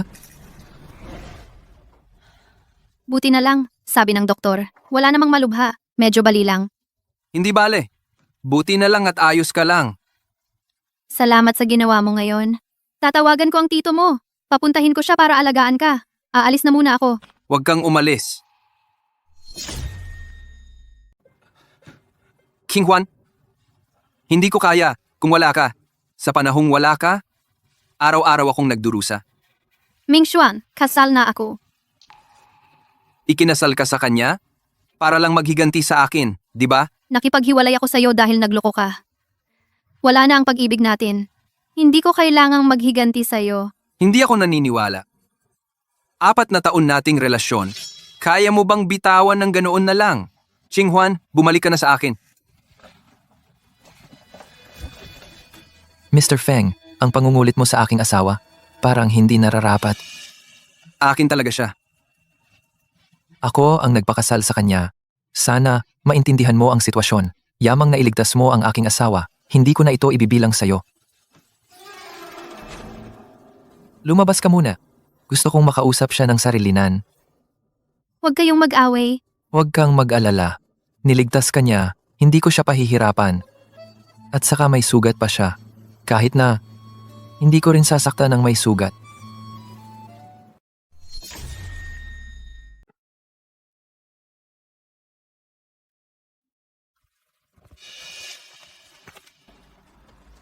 Ito ay 100,000,000, pambayad sa iyong pagpapagamot. At bilang pasasalamat sa iyong pagligtas sa buhay ng aking asawa,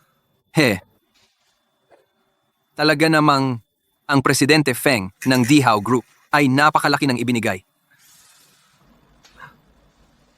Pero, alam mo ba kung bakit? Pinakasalan ka ng asawa mong ito. Pinakasalan ka nga niya para lang maghiganti. Dahil akala niya, ikaw ang aking tiyo. ang aking asawa, bakit niya ako pinakasalan? Wala kang pakialam. Ang babaeng minahal ko ng 4 na taon, bakit mo siya basta nalang inagaw? Ikaw ang Presidente Feng ng Dihao Group. Anong babae ang hindi mo makukuha? Kung talagang gusto mong panagutan siya, bakit mo pa siya niloko? Ang galing mong magsalita. Walang iba, kundi gusto mo lang ng bago para lang paglaruan siya. Feng Mingxuan. Kung sasabihin mo pa ang isang salita, hindi ako magdadalawang isip na itigil ang pamumuhunan sa Feng Yun. Feng Heng, kahit ano pa ang pagkatao mo, si Qing Huan ay dapat kong mabawi.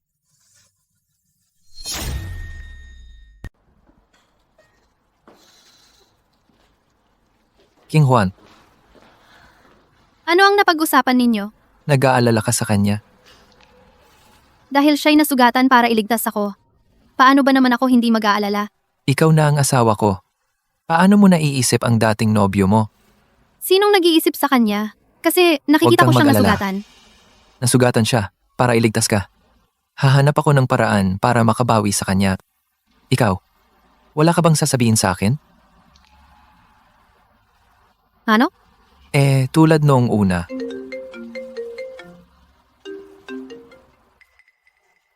Lola, may gagawin ako. Kailangan ko nang umalis. Oy! May gagawin ka. Isama mo ako. Umuwi ka muna.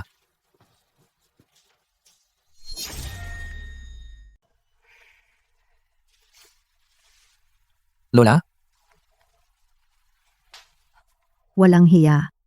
Narinig ko na may kinalaman ka sa pamilya Gu. Isang babaeng hindi pinapaboran at isa pa siyang babaeng malandi. Anong babaeng malandi?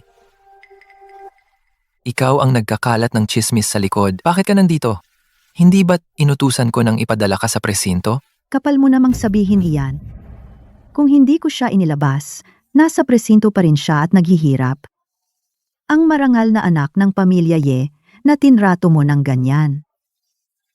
Hindi mo alam ang ginawa niya. Galit na galit ako noon, kaya hindi ko napigilan, at itinulak ko siya. Sino bang mag-aakalang may sasakyang dadaan? Hindi bale. Wala namang nangyari, di ba? Walang nangyari. Kung hindi dahil kay Feng Mingxuan ngayon, si Gu Qinghuan, baka patay na siya. Si Feng Mingxuan nasa ospital pa rin siya. Kung magsasampa siya ng kaso, sa tingin mo ba makakatakas siya? Madali lang iyan. At saka, kung hindi dahil sa'yo na gumawa ka ng mga kalokohan, kaya naman galit na galit si Tingting. Anong sinasabi mong gumawa ako ng mga kalokohan? Lola, hindi ko talaga maintindihan. Bakit ganoon mo siya pinapaboran at pinilit mo pa akong pakasalan siya? Darita, may asawa na ako. Oo nga ma. Sa wakas, nakapag-asawa na si Heng, huwag na po kayo. Tumahimik ka. Nandito pa ako. Sino ka ba para makialam sa kasal ni Heng? Pumunta ka sa ibang bansa. Ang mga gawain doon? Ayusin mo ng maayos bago ka makabalik? Lumabas ka.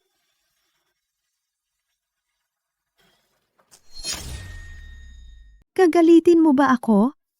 Si Gu Qinghuan ang nakita ko sa buong buhay na pinakagusto kong babae. Siya ang asawa ko at asawa rin siya ng apo ninyo. Pwede bang huwag ninyong laging tawagin siyang nene? Anong asawa ng apo? Itong kasal ninyo. Hindi ko kinikilala. Ikaw, dali, sa babaeng iyon, makipaghiwalay ka na. Lola, Hindi kayo ang masusunod dito. Adulto na ako. Wala kayong karapatang makialam sa aking kalayaan sa pag-aasawa. Lumalaban ka na. Ikulong ninyo siya. Kapag natauhan, saka siya makakalabas. Lola, anong ginagawa mo? Pakawalan mo ako. Lola,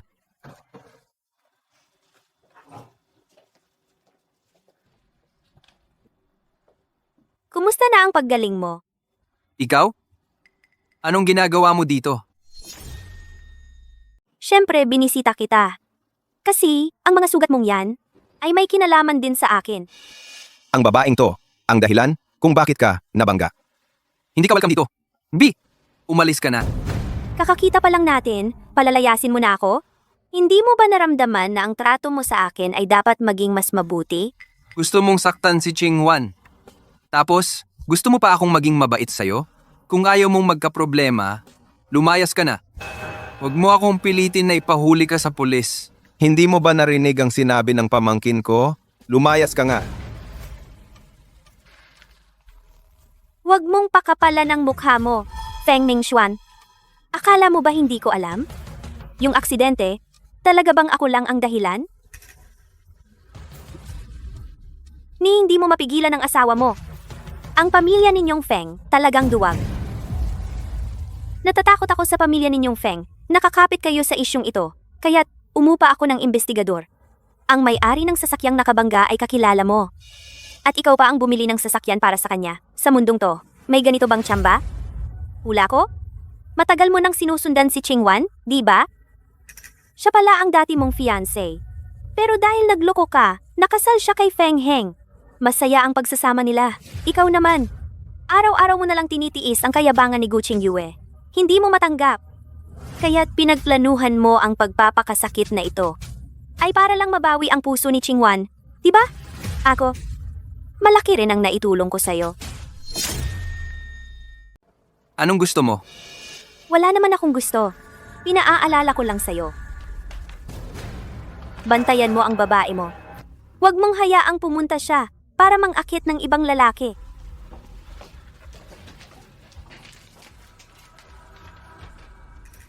Totoo ang sinabi ng babaeng iyon. Hindi mo pa rin makalimutan si Gu Qinghuan. Ginawa mong ganito ang sarili mo. Pinasok mo ang sarili mo sa ospital. Loko ka talaga. Babae siya ni Amo Feng. Wala siya sa sarili ngayon. Mamaya, tiyak na hindi niya mapapansin ang paligid. Kapag naglalakad siya sa kalsada, sagasaan mo siya ng kotse. Kailangan ba talaga ito? Paano kung magsumbong siya sa pulis? Huwag kang mag-alala. Sa kritikal na sandali, susugod ako para protektahan siya. Kailangan mo lang magpreno ng kaunti. Huwag mong masyadong banggain. Ako ang masasaktan sa paraang iyon. Basta hindi ako magsusumbong. Ayos lang iyon. Kailangan bang gawin ito? Saka lang, ako makakapit sa pamilya Feng.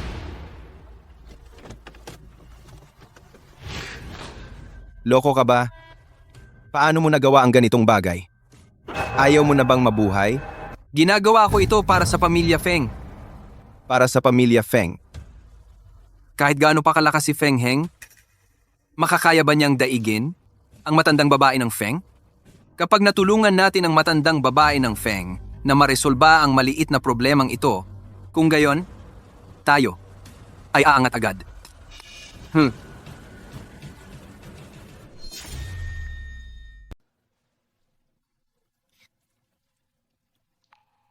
Ang huli na, bakit hindi pa bumabalik?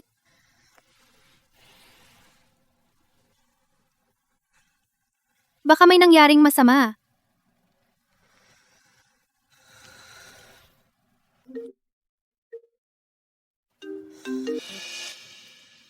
Ako ito. Ako ang tito ni Feng Mingxuan.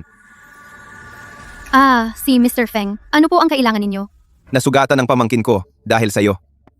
Hindi ka ba dapat pumunta sa ospital para alagaan siya? Totoong si Feng Mingxuan ay nasugatan dahil sa akin. Pero, may asawa na ako. Nag-iisa kaming dalawa. Mukhang hindi maganda. Wala na bang ibang tao sa pamilya ninyo? Malaki ang pamilya namin at maraming negosyo. Araw-araw maraming negosyo ang inaasikaso. Sino bang may panahong magtagal sa ospital? Bakit hindi kumuha ng tagapag-alaga? Maaasahan ba ang tagapag-alaga gaya ng sariling pamilya? Gu Qinghuan, kung may konsensya ka pa, pumunta ka kaagad sa ospital para alagaan siya. Hanggang sa gumaling si Ming Xuan, kaya't kailangang manatili ka sa ospital para alagaan siya. 3 beses na pagkain, araw-araw, na nasa tamang oras at masustansya. Si Ming Xuan ngayon ay may mga sugat. Hindi siya komportable. Magpalit ng damit at magbanyo, magmasahe at magpunas ng katawan. Ang mga ito, ikaw rin ang gagawa. Naiintindihan mo ba? Naiintindihan ko. Salamat sa pagod. Okay lang. Nasugatan ka dahil iniligtas mo ako. Dapat ko lang itong gawin. Qinghuan, parang bumalik tayo sa dati. Tuwing may sakit ako, ganito mo rin ako inaalagaan. Mingxuan, tapos na tayo. May asawa na ako. Ang mga nakaraan wag mo na lang banggitin. Ang pag-aalaga ko sa iyo ay para suklian ang pagliligtas mo sa akin. Kapag gumaling ka na, wag na tayong mag-ugnayan. Matulog ka ng maaga.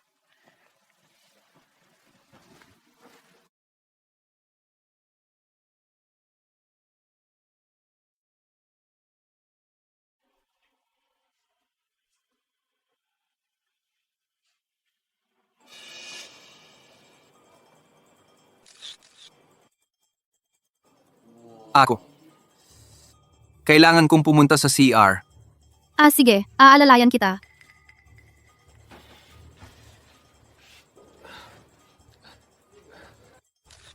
Ito ang in-order ko para sa iyo, sabaw ng buto. Kung mahirap para sa iyo, ako na ang magpapakain sa iyo.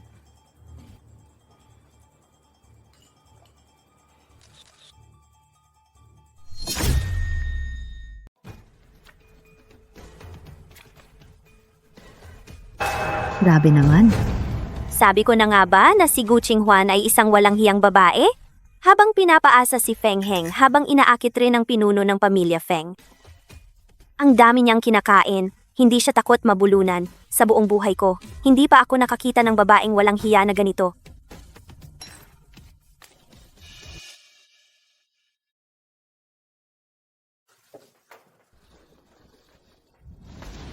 Ito ang pinili mong mabuting asawa sa lakas ng pamilya, Feng natin sa Kyoto. Kahit anong babae ay makikita mo. Pero ito lang ang pinili mo. Ang kapurihan ng pamilya Feng itinatapon sa lupa para apakan ng iba kung kumalat ang balitang ito. Ang reputasyon ng pamilya Feng, kailangan pa ba natin ito? Lola, huwag mong ikasakit ang katawan mo para sa babaeng iyon. Hindi siya sulit. Si Feng Heng, sa isang sandali, ay naloko. Ngayon siya ay ipinagkanulo. Tiyak na magigising siya. Paano mo nakuha ang litratong iyan? Tiyak na may hindi pagkakaunawaan dito. Hahanapin ko siya para malinaw ang lahat. Kumigil ka. Huwag mo nang isipin na puntahan ang babaeng iyon. Sinasabi ko sa iyo, maliban kung payag ka sa kasal sa pamilya Yi. Kung hindi, huwag mong subukang lumabas ng pintong ito. Bantayan mo siyang mabuti.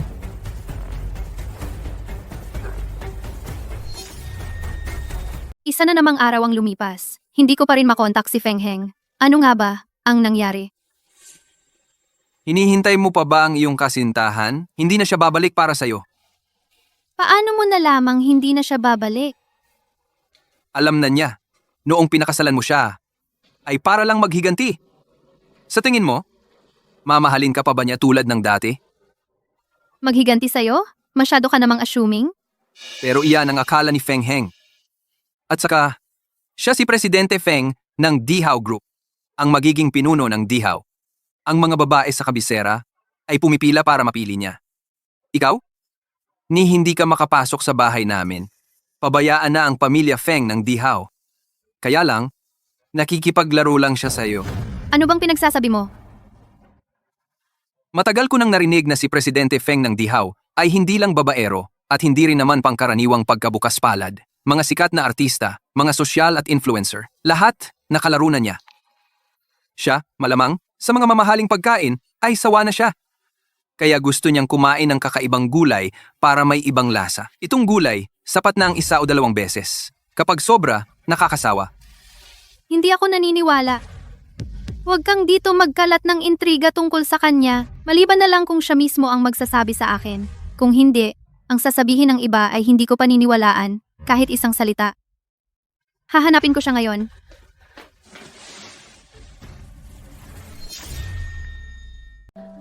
Si Feng Heng ay hindi pa rin bumabalik. Ilang araw na ang nakalipas. Saan ba talaga siya nagpunta? Alam na niya. Pinakasalan mo siya noon para lang maghiganti sa akin. Sa tingin mo, mamahalin ka pa ba niya tulad ng dati? Hindi ko talaga ginawa. Hindi kaya siya? Huwag kang mag-isip ng kung ano-ano. Kailangan mong magtiwala sa kanya. Kapag nakabalik na siya, saka na natin pag-usapan. Nakabalik ka na.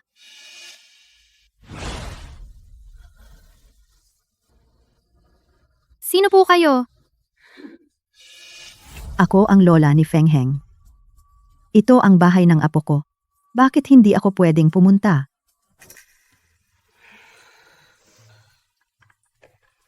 Lola, uminom po kayo ng tsaa. Wag na lang ang tsaa. Hindi ako mahilig uminom ng kung ano-ano sa labas. Oh, Lola. Ang karaniwang iniinom ninyo ay nagkakahalaga ng 10,000 piso bawat 50 gramo na pinakamagandang Longjing. Hindi basta-basta na tsaa ang karapat-dapat sa lalamunan ninyo. Lola, may kailangan po ba kayo sa akin? Ang kasalang ito sa pagitan mo at ng apo ko, na walang pahintulot ko ay hindi wasto. Ang rehistro ng pamilya mo at ang sertipiko ng kasal, ilabas mo. Gusto ko ngayon sumama ka sa akin sa civil registry at iproseso natin ang diborsyo. Ito ba ang kagustuhan ni Feng Heng? Anong pinagkaiba? Kung ito ang kagustuhan ni Feng Heng, pwede akong sumama sa inyo sa civil registry kaagad. Ngunit, kung hindi ito ang kagustuhan niya, wala kang karapatang makialam sa amin. Ang tapang mo at nangahas kang kausapin ako ng ganyan. Ikaw na babaeng tulad mo ang gusto mo ay pera, hindi ba? Sa card na ito may 50 million. Kunin mo ang perang ito at iwan mo ang apo ko. Lumayas ka sa Jingdu. Lola, sa tingin po ba ninyo, para sa pera kaya ako sumama sa apo ninyo? Hindi ba? Dahil sa katayuan ng pamilya Feng sa Jingdu. Aling babae ang hindi nagsisikap na makasal sa aming pamilya? Hindi ko alam bakit sa akin ay mayroon kang ganito kalaking pagkiling. Ngunit malinis ang budhi ko. Ang pera sa card. Wala akong kukunin kahit 1 piso.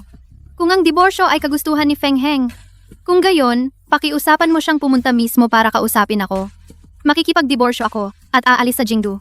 Ngunit kung hindi ito ang kagustuhan niya, hindi ako sasama sa iyo sa civil registry.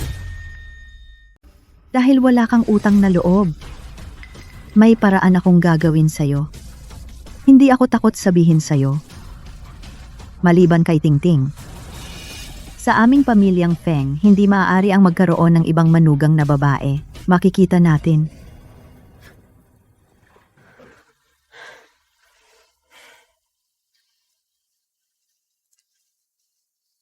Bumalik ka rito.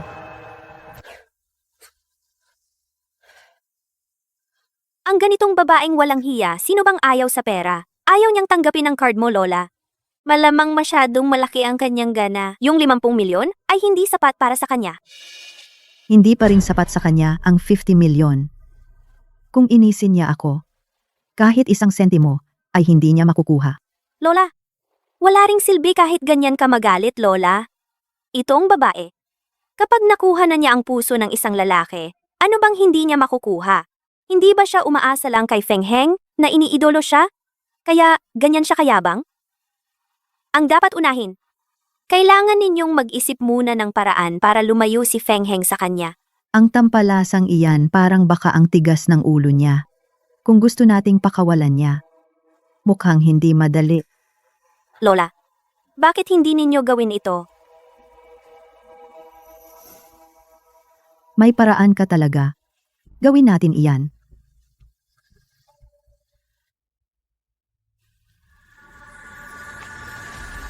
Ang butihing asawa mo pagkatapos mong umalis. Araw-araw siyang pumupunta sa ospital, inaalagaan ang dati niyang nobyo. Ngayon, nagkabalikan na ang dalawa. Naghahanda na silang magpakasal.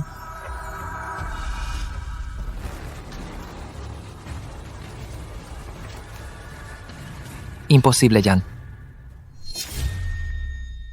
Imposible yan. Sa imbitasyong ito nakasulat ng malinaw. Anong imposible dyan? Kung magpapatuloy ang ganitong takbo, baka hindi na magtagal, biglang magpakasal ang dalawang iyon. Posible rin. Hindi pa siya hiwalay. Paano siya makakapagpakasal sa iba? Sinong nagsabing hindi siya hiwalay? Kinuha ko ang libro ng pamilya mo. Inasikaso ko na lahat para sa'yo. Paano ninyo nagawa to? Pumayag siya. Hindi ako pumayag sa inyong kasal. Ang pamilya Feng ay nangako pa ng maraming pabor sa kanya. Bakit siya tatanggi? Siya talaga ay isang babaeng salawahan. Hindi ako naniniwala. Pakawalan ninyo po ako. Tatanungin ko siya ngayon para maliwanagan. Bago ka pumayag na makipagtipan kay Tingting, hindi kita palalabasin. Kung gusto mong lumabas, tuparin mo muna ang hiling ng matandang ito, saka na tayo mag-usap. Lola? Pakawalan ninyo ako.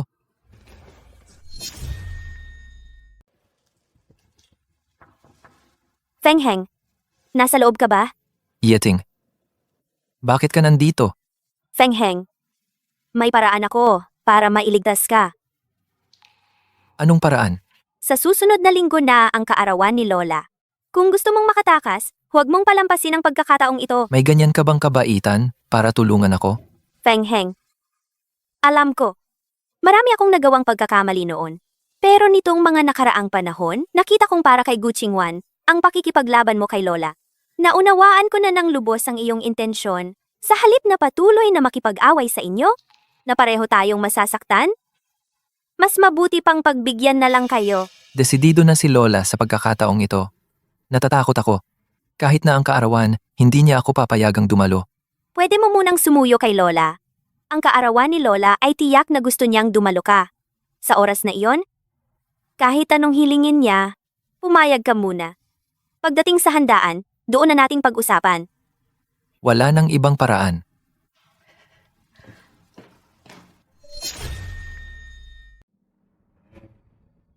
Bakit mo ako pinapunta? Sabihin mo na. Lola, magdamag kong pinag-isipan at ngayon ay malinaw na sa akin. Dahil diborsyado na kami ni Gu Qingwan, hindi ko na siya iistorbo. Hayaan niyo na akong umalis. Naisip mo na kaagad? Hindi ako naniniwala. Hindi niyo naman ako pwedeng ikulong sa bahay magpakailanman. Sa susunod na linggo ay ang kaarawan ninyo. Bilang apo niyo, hindi naman ako pwedeng lumiban.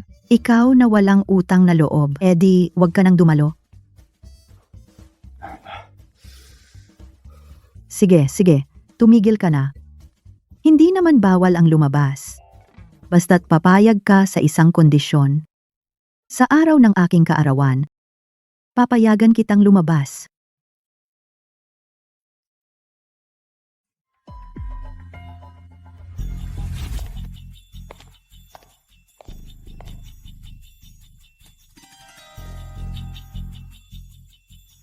Ano to?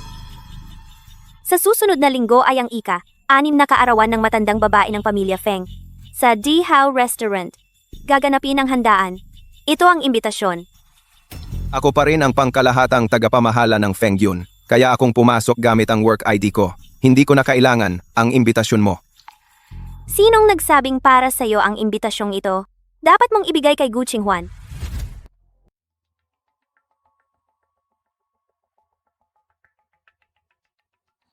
Puntahan mo si Gu Qingwan at ipatawag mo siya sa akin.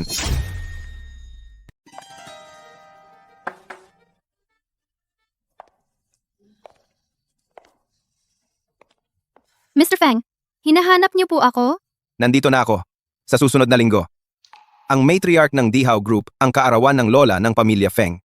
Sa Dihao Restaurant. Gaganapin kang handaan. Ito. Ang imbitasyon. Para sa akin. Ako rin ay pinagbilinan. Ang kaarawan ni Lola Feng tiyak na dadalo si Feng Heng.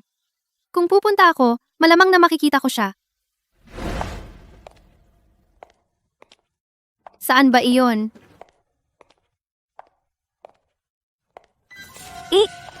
Hindi ba si Gu Qinghwan? Para dumalo sa kaarawan ni Lola Feng. Bakit? Niloko ka ni Feng Heng, kahit isang disenteng damit, hindi ka man lang niya bilhan.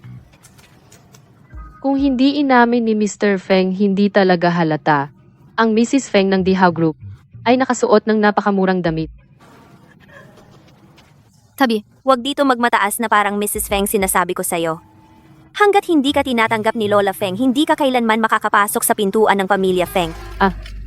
Baka naman sila ni Mr. Feng ay panandalian lang. Ang sakit naman maging prangka. Bigyan na lang natin siya ng konting respeto. Dahil iniwan siya ni Feng Heng kaya dito na lang siya naghahanap ng tao. Kaawa-awa naman siya. Ang pangungulit ay dapat ding kaawaan. Masyado kang mabait. hindi na kailangan na manggulo kayo rito. Hanggat hindi ko pa nakikita si Feng Heng, ang mga sinasabi ninyo ay hindi ko paniniwalaan kahit isa. Kung sakaling makita ko siya gaya ng sinabi ninyo. Kahit iyan ay isang marangyang andas, hindi pa rin ako papasok sa bahay ng mga Feng. Nagmamalinis ka nga? Huwag kang magpaka-inosente, masamang babae ka. Sinasabi ko sa'yo. Ngayon tatalunin kita ng todo. Kung hindi ka maniniwala, abangan mo na lang.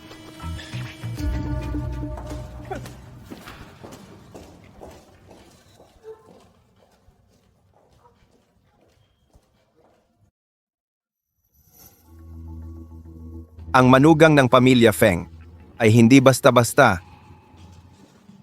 Hindi pa nga banggitin ang matandang babae ng Feng kahit ang binibini ng pamilya Ye ay mahihirapan siya. Tara, sabay nating batiin si Lola Feng ng maligayang kaarawan.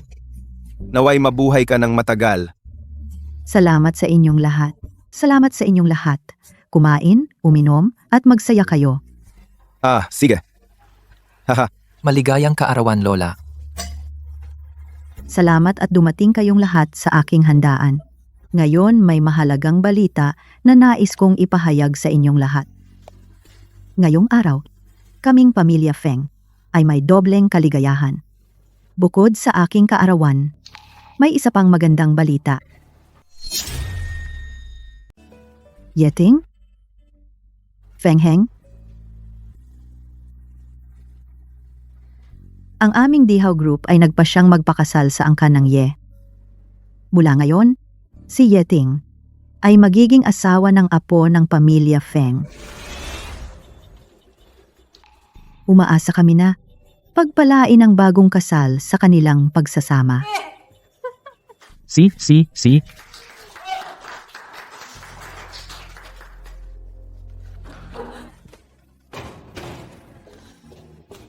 Feng Heng! Gago! Gu Qinghwan, huwag kang umalis. Pakinggan mo ang paliwanag ko.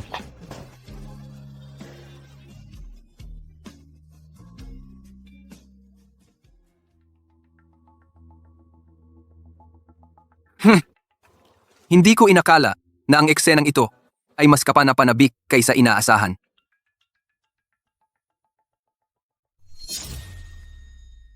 Gu Qinghwan, huwag kang umalis. Huwag mo akong hawakan. Masaya ka bang paglaruan ako? Hindi kita kailanman pinaglaruan. Pero kakapahayag ninyo lang na ikakasal kayo sa dalagang Yi. Eh ano ako? Laruan mo lang ba ako? Hindi ganyan ang iniisip mo, Qinghwan. Feng Heng, ano pa bang dapat mong ipaliwanag sa kanya? Ang kasal ninyo ay talagang padalos-dalos. Kaya wala itong bisa. Miss Gu, wag mong kalimutan. Noon, hindi ka ba nagpakasal para lang maghiganti sa iyong gago mong dating nobyo kay Feng Heng ba? Wag mong ibaling ang sisi sa akin. Miss Gu, hindi ka naman namin tinrato ng masama. Binigyan ka namin ng 50 milyong kabayaran. Ikaw ang tumanggi, edi umalis ka na. Oh, ako mismo ang tumanggi. Hindi ako karapat-dapat sa inyong pamilya, Feng. Aalis na nga ako? Qinghwan, paano na ako kapag umalis ka? Kailangan nating mag-usap ng maayos. Bitawan mo ako. Bitawan mo. Bitawan mo ako.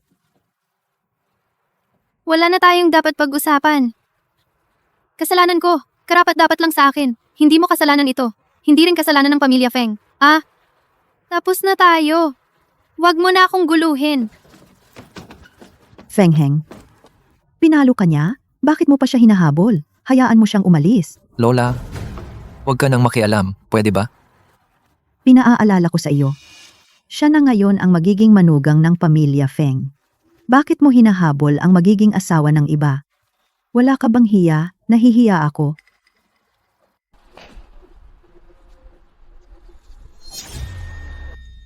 Pasensya na po sa paghihintay. Hindi ko po alam kung bakit ninyo ako ipinatawag. Ano po ang pakay ninyo? Ayoko na ng mga paligoy-ligoy. Ito ang kontrata ng dihaw. Basta ang pamilya Feng ninyo ay agad na pakakasalan si Gu Qingwan. Ang kontratang ito ay sa iyo na. Kayo po ba'y? Nag-aalala na baka si Gu Qinghuan ay mangulit sa inyong apo, kaya naman ay sabik na maihanap siya ng ibang mapapangasawa. Ang kondisyong ito, papayag ka ba o hindi? Huwag po kayong magmadali, titingnan ko lang po. Sige.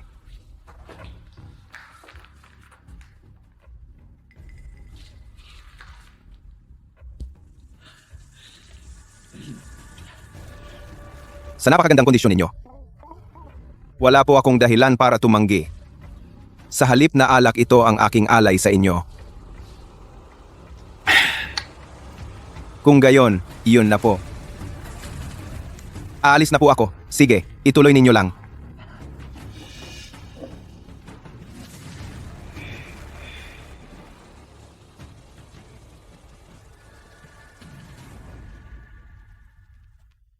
Kumusta? Si Gu Qingwan ba ito? Ang apo ko ay may kasunduan na sa anak na babae ng pamilya Yi. Gusto kong umintindi ka. Dalhin mo ang iyong mga papeles at sumama ka sa akin sa civil registry para wakasan ang kasal.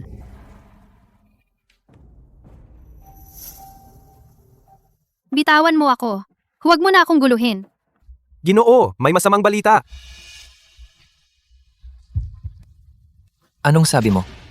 Ang pakikipagtipan ni Gu Qinghuan at Feng Mingxuan ay hindi totoo. Tama. Dinaya po kayo ng matandang babae. Peke rin po ang seremonya ng diborsyo para lang po kayong pumayag sa kasal sa pamilya Ye. Ngayon, nasaktan ang loob ng inyong asawa. Pumayag na siyang sumama sa matandang babae para iproseso ang diborsyo.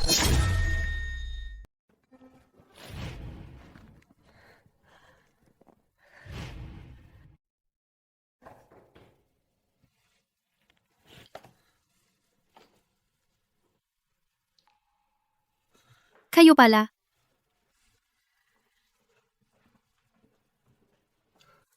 Qinghuan. Isang beach house ito. 100 milyong deposito. At saka isang luxury car.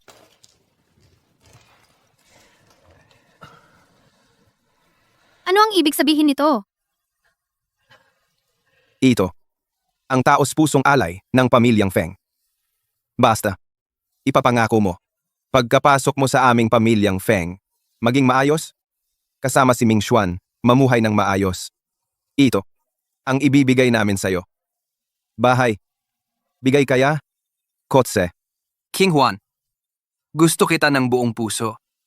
Pwede mo ba akong pakasalan ulit? Mingxuan, tapos na tayo. Huwag mong hamakin ang respeto ko. Binigyan na kita ng sapat na respeto. Kung maliit ang tingin mo sa akin, Ginoong Feng, hindi mo naman kailangang pilitin. Ang pintuan ng pamilyang Feng, hindi ako papasok diyan. Gu Qinghuan. Tito. Tigilan mo na. Gusto kong makausap si Qinghuan ng mag-isa. Mauna ka na.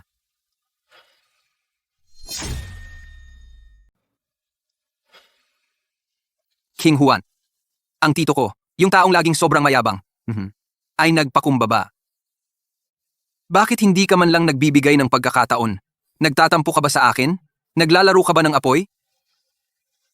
Bakit naman ako ganyan ka-boring? Dahil kay Feng Heng iyon. 4 na taon tayong nagkasama. Kaano na ba siyang kasama mo? Wala pang ang 4 na buwan. Nagbago ka na. Wala siyang kinalaman dito. Hindi mo pa ba naiintindihan? Bago pa man ako sumama sa kanya, tapos na tayo noon. Bakit? Dahil ba nagloko ako? Dahil nagloko ka. Ikaw talaga, sobrang gago mo. Ako. Noong sandaling iyon ay nawala sa aking katinoan. Hindi mo ba ako maintindihan? At saka, may pinagdadaanan din ako. Magkaiba tayo ng pananaw sa buhay. Kaya hindi tayo pwedeng magkasama. Walang magandang kahihinatnan. Ano? Gusto ko lang ng simpleng buhay. Mabuhay ng matuwid. Yung mga intriga sa inyong mga mayayamang pamilya, yung mga masalimuot na alituntunin, hindi talaga bagay sa akin. Pero ang gusto mo ay ang mag-agawan sa kapangyarihan. Kaya tayo ay galing sa magkaibang mundo. Hindi tayo bagay na magkasama. Walang kinalaman ng ibang tao. Paano naman ikaw at si Feng Heng? Katulad mo. Kahit ikaw o siya, hindi ko kayang tanggapin. Gusto ko lang maging malaya tulad ng ibon. Ayokong maging ibong nasa hawla. King Juan, hindi na ba talaga tayo makakabalik sa nakaraan? Maliban kung babalik ang panahon, pero imposible iyon.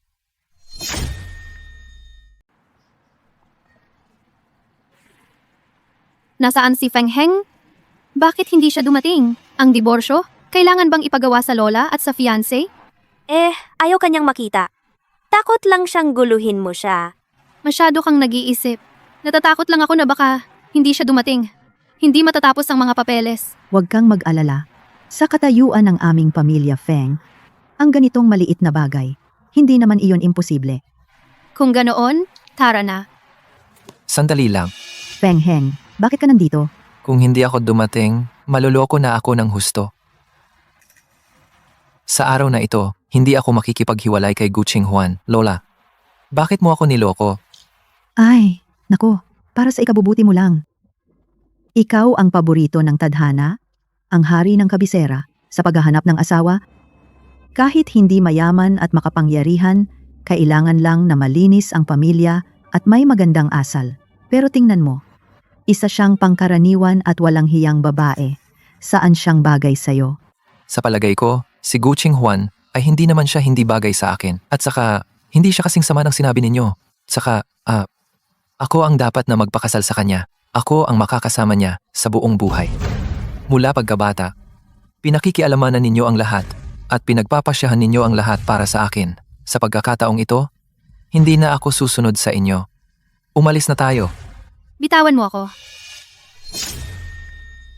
Ayoko nang makialam sa mga bagay ng pamilya ninyo. Dahil nandito ka na, pumasok na tayo para ayusin na natin ang diborsyo. Kahit magdiborsyo tayo, ikaw dapat. Makinig man lang sa paliwanag ko.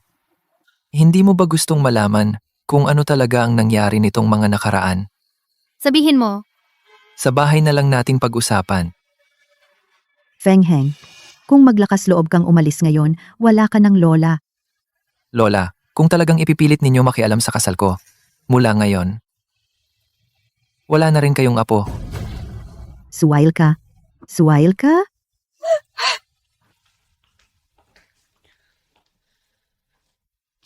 nakarating na tayo. Sabihin mo na.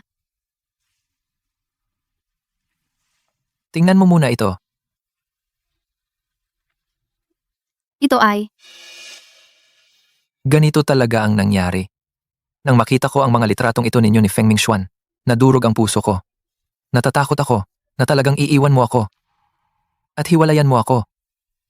Sa susunod na buwan, pakakasalan mo siya. anong sinasabi mo? Alam mo namang siya ay nasugatan dahil iniligtas niya ako. Pinilit ako ni Lola na samahan siya sa ospital. Paano ko naman tatanggihan? Akala ko pa naman dahil naniwala ka sa kanya. Narinig kong sinabi mo yan. Panatag na ako. Habang nakakulong ako sa bahay ni Lola, alam mo ba kung gaano ako nahirapan? Dahil masyado kitang gustong makita. Kaya nga, nagkunwari akong pumayag sa kanyang kahilingan. Sa handaan ng kaarawan. Pumayag na magpakasal sa pamilya Ye. Dati, mali ang akala ko sa'yo. Pero, hindi talaga dahil sa paghihiganti kay Feng Mingxuan, kaya kita pinakasalan. Hindi ko kailanman pinagdudahan ka dahil dito. Pero ang lola mo, Ayaw na ayaw sa akin, para paghiwalayin tayo. Umabot na siya sa ganoon, sa tingin ko. Hindi na natin kailangang magpatuloy. Maghiwalay na tayo.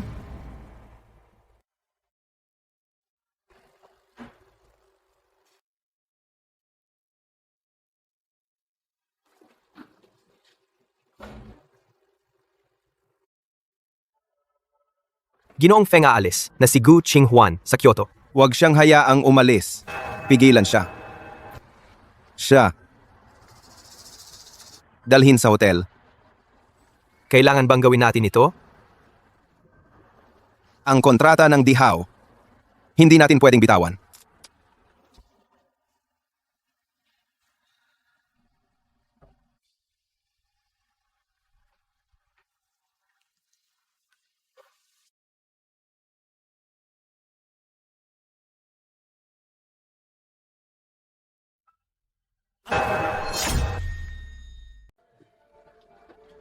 Tito, bakit mo ako dinala dito?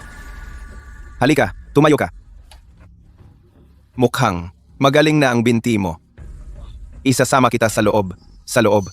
Regalo ng tito mo para sa iyo. Ah. Tito, ikaw. Ano ito? Ming Xuan, sasabihin ko sa'yo. Sa ganitong, babaeng hindi sumusunod. Ang puro pagsunod ay walang silbi. Minsan, kailangan maging matigas ang pamamaraan. Pero labag ito sa batas. Natatakot ka pa sa ganyan? Isipin mong mabuti. Sa kapangyarihan ng pamilya Feng natin, sa likod natin, may sumusuportang matandang babae mula sa Dihaw Group. Siya ay isang mula sa pamilyang Gu, babaeng hindi pinapaboran. Kahit na mawala siya ng parang bula, walang makakaalam. Kung gagawin ito, magagalit siya sa akin. Lalaki ka pa ba? Hindi mo ba alam na natatakot ang mga babae sa lalaking matiyaga? Ikulong mo siya ng ilang panahon. Kapag nabuntis na siya, sa sunod na yan. Kapag nag-asawa na siya sa pamilya Feng, babayaran mo siya ng mabuti. Kapag nalaman niyang ikaw ay taos-pusong mabuti sa kanya, mapapatawad ka niya. Pero, hawak mo ito. Ito, susi ng posas. Ikaw na ang bahala. Sasabihin ko sa'yo, pinalaya mo siya ngayon. Wala nang susunod na pagkakataon.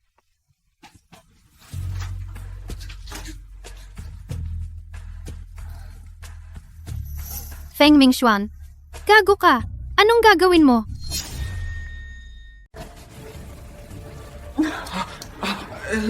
King Juan, hindi.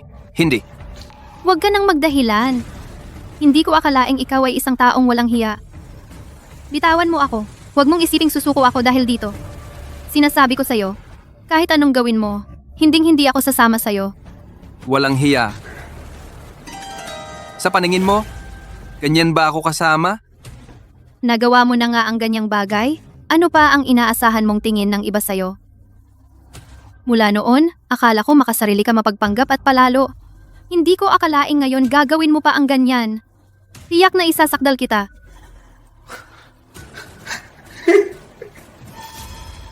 Kaya pala tama ang sabi ng tito ko. Ikaw na babaeng hindi sumusunod, walang silbi ang puro pagsunod. Akala mo bibigyan kita ng pagkakataon para idemanda ako? Hindi mo ba sinabi na ako ay walang hiya? Kung gayon, ang titulong ito, gagawin kong totoo. Anong gagawin mo? Lumayo ka. Gu Qinghuan. Bitawan mo ako. Gu Qinghuan. Hoy! Hoy! Hoy! Hoy! Hoy! Hoy! Tigilan nyo na! Tigilan nyo na! Feng Heng. Feng Heng. Feng Heng. Huwag ka nang umiyak. Sabi ng doktor, hindi malalim ang sugat. Magpahinga ka lang ng ilang araw, gagaling ka.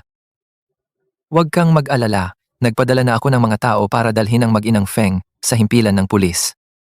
Sa pagkakataong ito, talagang pagbabayarin ko sila ng mahal. Bakit ka dumating ng tamang-tama? Gaga. Kasi palagi kitang sinusundan. Nang malaman kong inilayo ka sinundan kita ng kotse. Sayang, huli pa rin ako. Nagdulot ako ng sama ng loob sa iyo. Ayos lang ako. Pero nasugatan ka.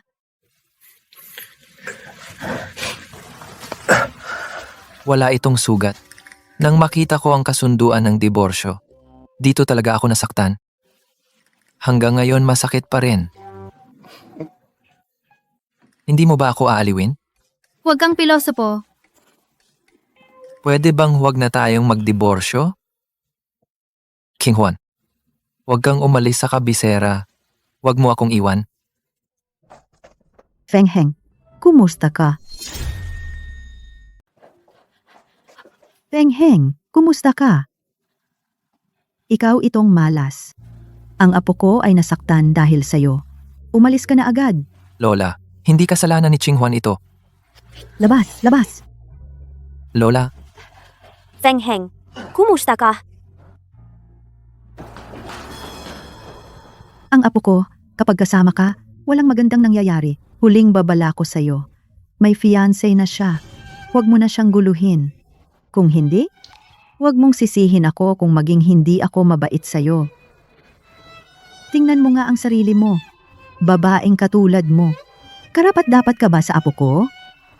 Wala ka na bang hiya?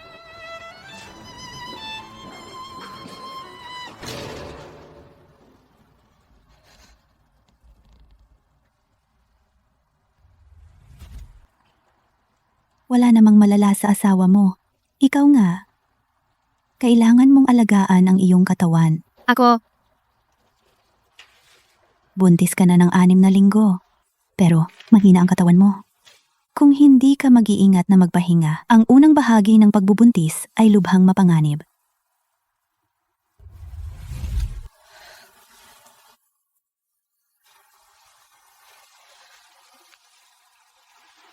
ano ang gagawin ko?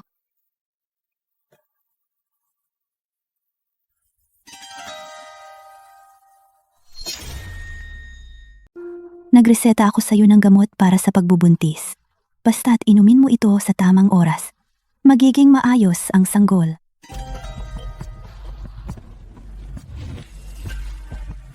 Ano? Buntis pala ang babaeng ito. Salamat po, Doktor.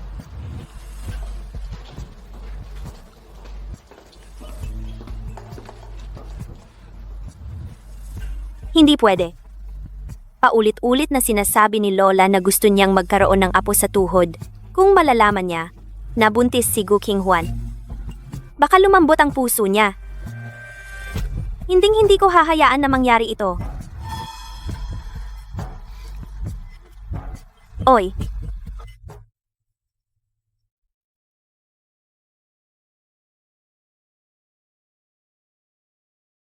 Talaga bang dapat kong panatilihin ang batang ito? Kaya ko bang maging sulong ina?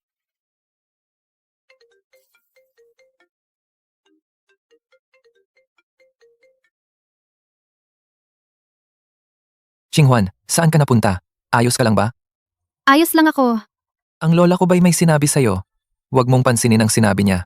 Hindi kita iiwan. Tama na. Pagod na ako ngayon. Dapat mong sundin ang sinabi ni Lola. Bumalik ka sa buhay na dapat mong mabuhay. Anong sinasabi mo? Ganun na lang. Huwag na nating pag-usapan. Huwag mo na akong hanapin. Gu Qinghwan? Uy.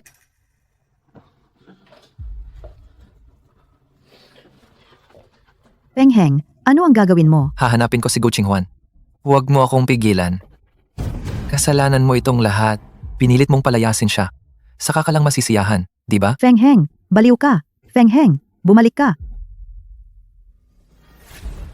Uy, sino kayo? Ano ang ginagawa ninyo?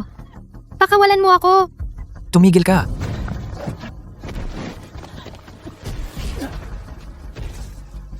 Feng Heng. Feng Heng. Feng Heng. Hindi.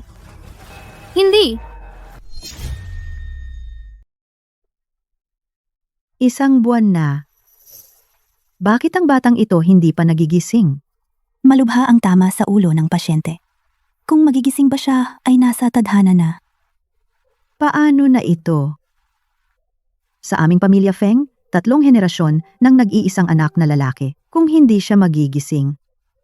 Hindi ba? Mawawala na ang ating lahi? Lola, pagpapalain si Feng Heng, tiyak na magigising siya. Hihintayin ko siya palagi. Huwag kang mag-alala. Kahit na hindi siya magising, handa rin akong, bilang asawa ng inyong apo, ang mag-alaga sa inyo at maglibing sa inyo. Mabait kang bata talaga. Madam.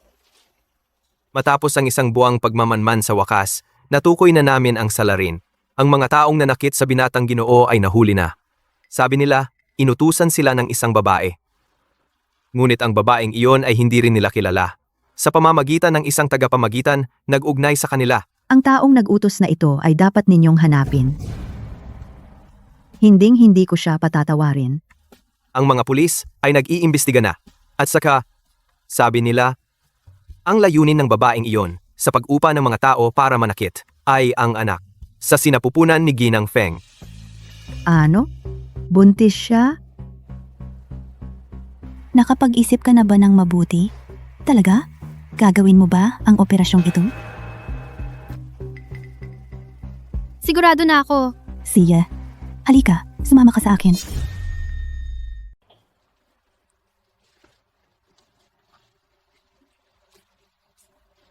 Teka, Qingwan, kailangan mong panatilihin ang batang ito. Lola Feng, bakit po kayo nandito? Itong bata, anak ba ito ni Feng Heng? Iyon ang aking apo sa tuhod. Nakikiusap ako sa iyo, Qingwan. Pakiusap, panatilihin mo siya. Huwag po ninyo akong pahirapan. Hindi ko kayang maging isang nag-iisang ina. Ayoko ring na ang anak ko ay magdusa sa mundong ito. Kaya, hindi ako pwedeng maging ganito ka makasarili. Hindi. Kung hindi magising si Feng Heng, siya ang tanging pag-asa ng pamilya Feng namin. Nakikiusap ako sa iyo. Panatilihin mo siya. Hindi mo siya kayang buhayin. Kaya ng pamilya Feng namin. Kung nag-aalala ka, manatili ka rin sa pamilya Feng. Ito, ayoko na. Hindi ko na hinihingi na hiwalayan mo si Feng Heng. Ikaw na ang manugang ng pamilya Feng namin. Ang yaman at karangalan ng pamilya Feng namin. Magkakaroon ka ng bahagi. Pakiusap, panatilihin mo ang batang ito, sige na?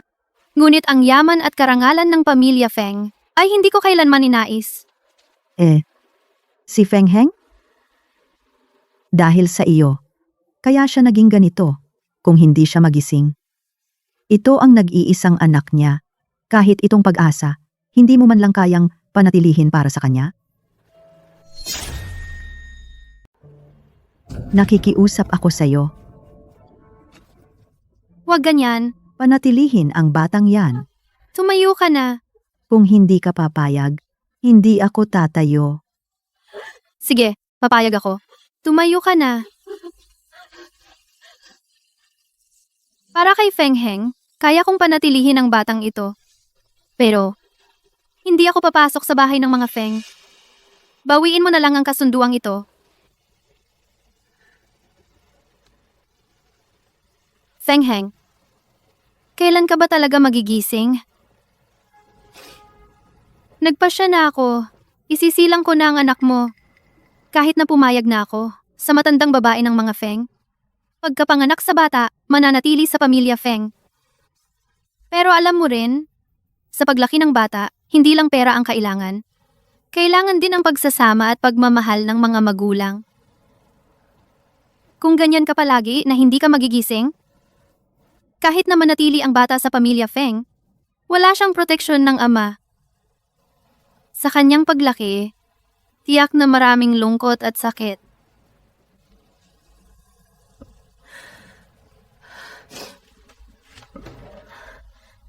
Hipuin mo. Hipuin mo. Ito ang ating anak. Gumising ka na, ha?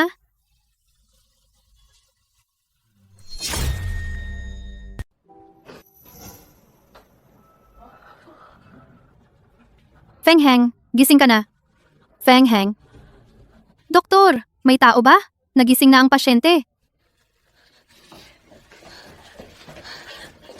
Nagising si Feng Heng. Doktor, dali! Tingnan mo agad! Tumutugon na ang pasyente, pero dahil matagal siyang nawalan ng malay, nalilito pa siya. Malamang nalilinaw na ang kanyang isip. Napakabuti. Napakabuti talaga. Maraming salamat sa iyo, Ching Huan. Nang dumating ka, nagising si Feng Heng. King Juan, Nandito ako! Nandito ako! noong nananaginip ako, narinig kong kinakausap mo ako. May anak na ba tayo? May anak na tayo. Magiging ama ka na. Gising na po kayo, Ginoo. Napakabuti talaga. Ma'am, may balita galing sa pulisya. Nalaman na rin kung sino ang utak sa pagkasugat ng Ginoo. Sino ang taong iyon? Si Miss Ye Ting. Bakit siya?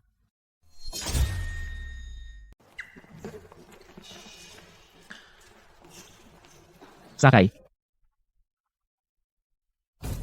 Ikaw ba si Miss Ye? Sangkot ka sa isang kaso ng sinadyang pananakit. Tulungan mo kaming bumalik para sa investigasyon. Congratulations sa paglabas mo, Mr. Feng. Nabalitaan ko na ang taong nanakit sa iyo ng malubha ay hindi iba, kundi ang iyong asawa, ang anak ng pamilya Ye. Ano ang nangyari? Naaresto na ba ang anak ng pamilya Ye? Nabalitaan ko na ang Dihao Group ay nagbabalak na sakupin ang Feng Yun at kasuhan ang magkapatid na Feng Xing at Feng Mingxuan. Totoo ba iyan? Ang Dihao Group ay may balak na sakupin ang Xia Feng Yun at ang Ye Group. Tungkol sa pagkasuhan sa tiyo at pamangkin ng Feng Yun, ayoko nang pag-usapan dito. Ipapahayag ito ng opisyal na website mamaya. Tungkol naman sa anak ng pamilya, Ye, si Ye Ting. Hindi siya ang aking fiancé. Kasi, may asawa na ako. Ano, may asawa ka na? Sino ba siya? Siya ang asawa ko. Anong ginagawa mo? Ano ang pinagmulan ni Mrs. Feng? Taga saang mayamang pamilya siya? Ngayon, may gusto pa akong ipahayag. Simula ngayon, isusuko ko ang karapatan kong magmana sa pamilya Feng. Kasama ang aking asawa ay mamumuhay ng payak. Mr. Feng, bakit ginawa mo ang ganyang desisyon? Seryoso po ba kayo? Pakiusap, huwag niyo kaming istorbohin. Sandali, Mr. Feng. Huwag po kayong umalis. Magsalita pa po kayo ng kaunti, Mr. Feng.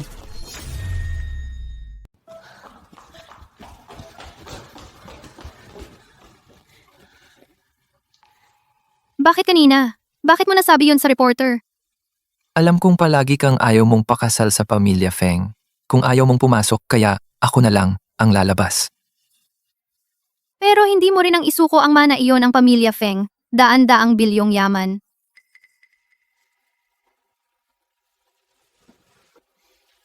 Bobo. Para sa akin, ang yaman ay isang malamig na numero lang.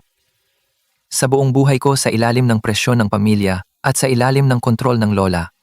Kahit nasagana ang buhay, pero hindi ako masaya. Yung mga araw na kasama kita ang nagpaparamdam sa akin na panatag. At kavili-vili. Nakauwi na tayo sa wakas.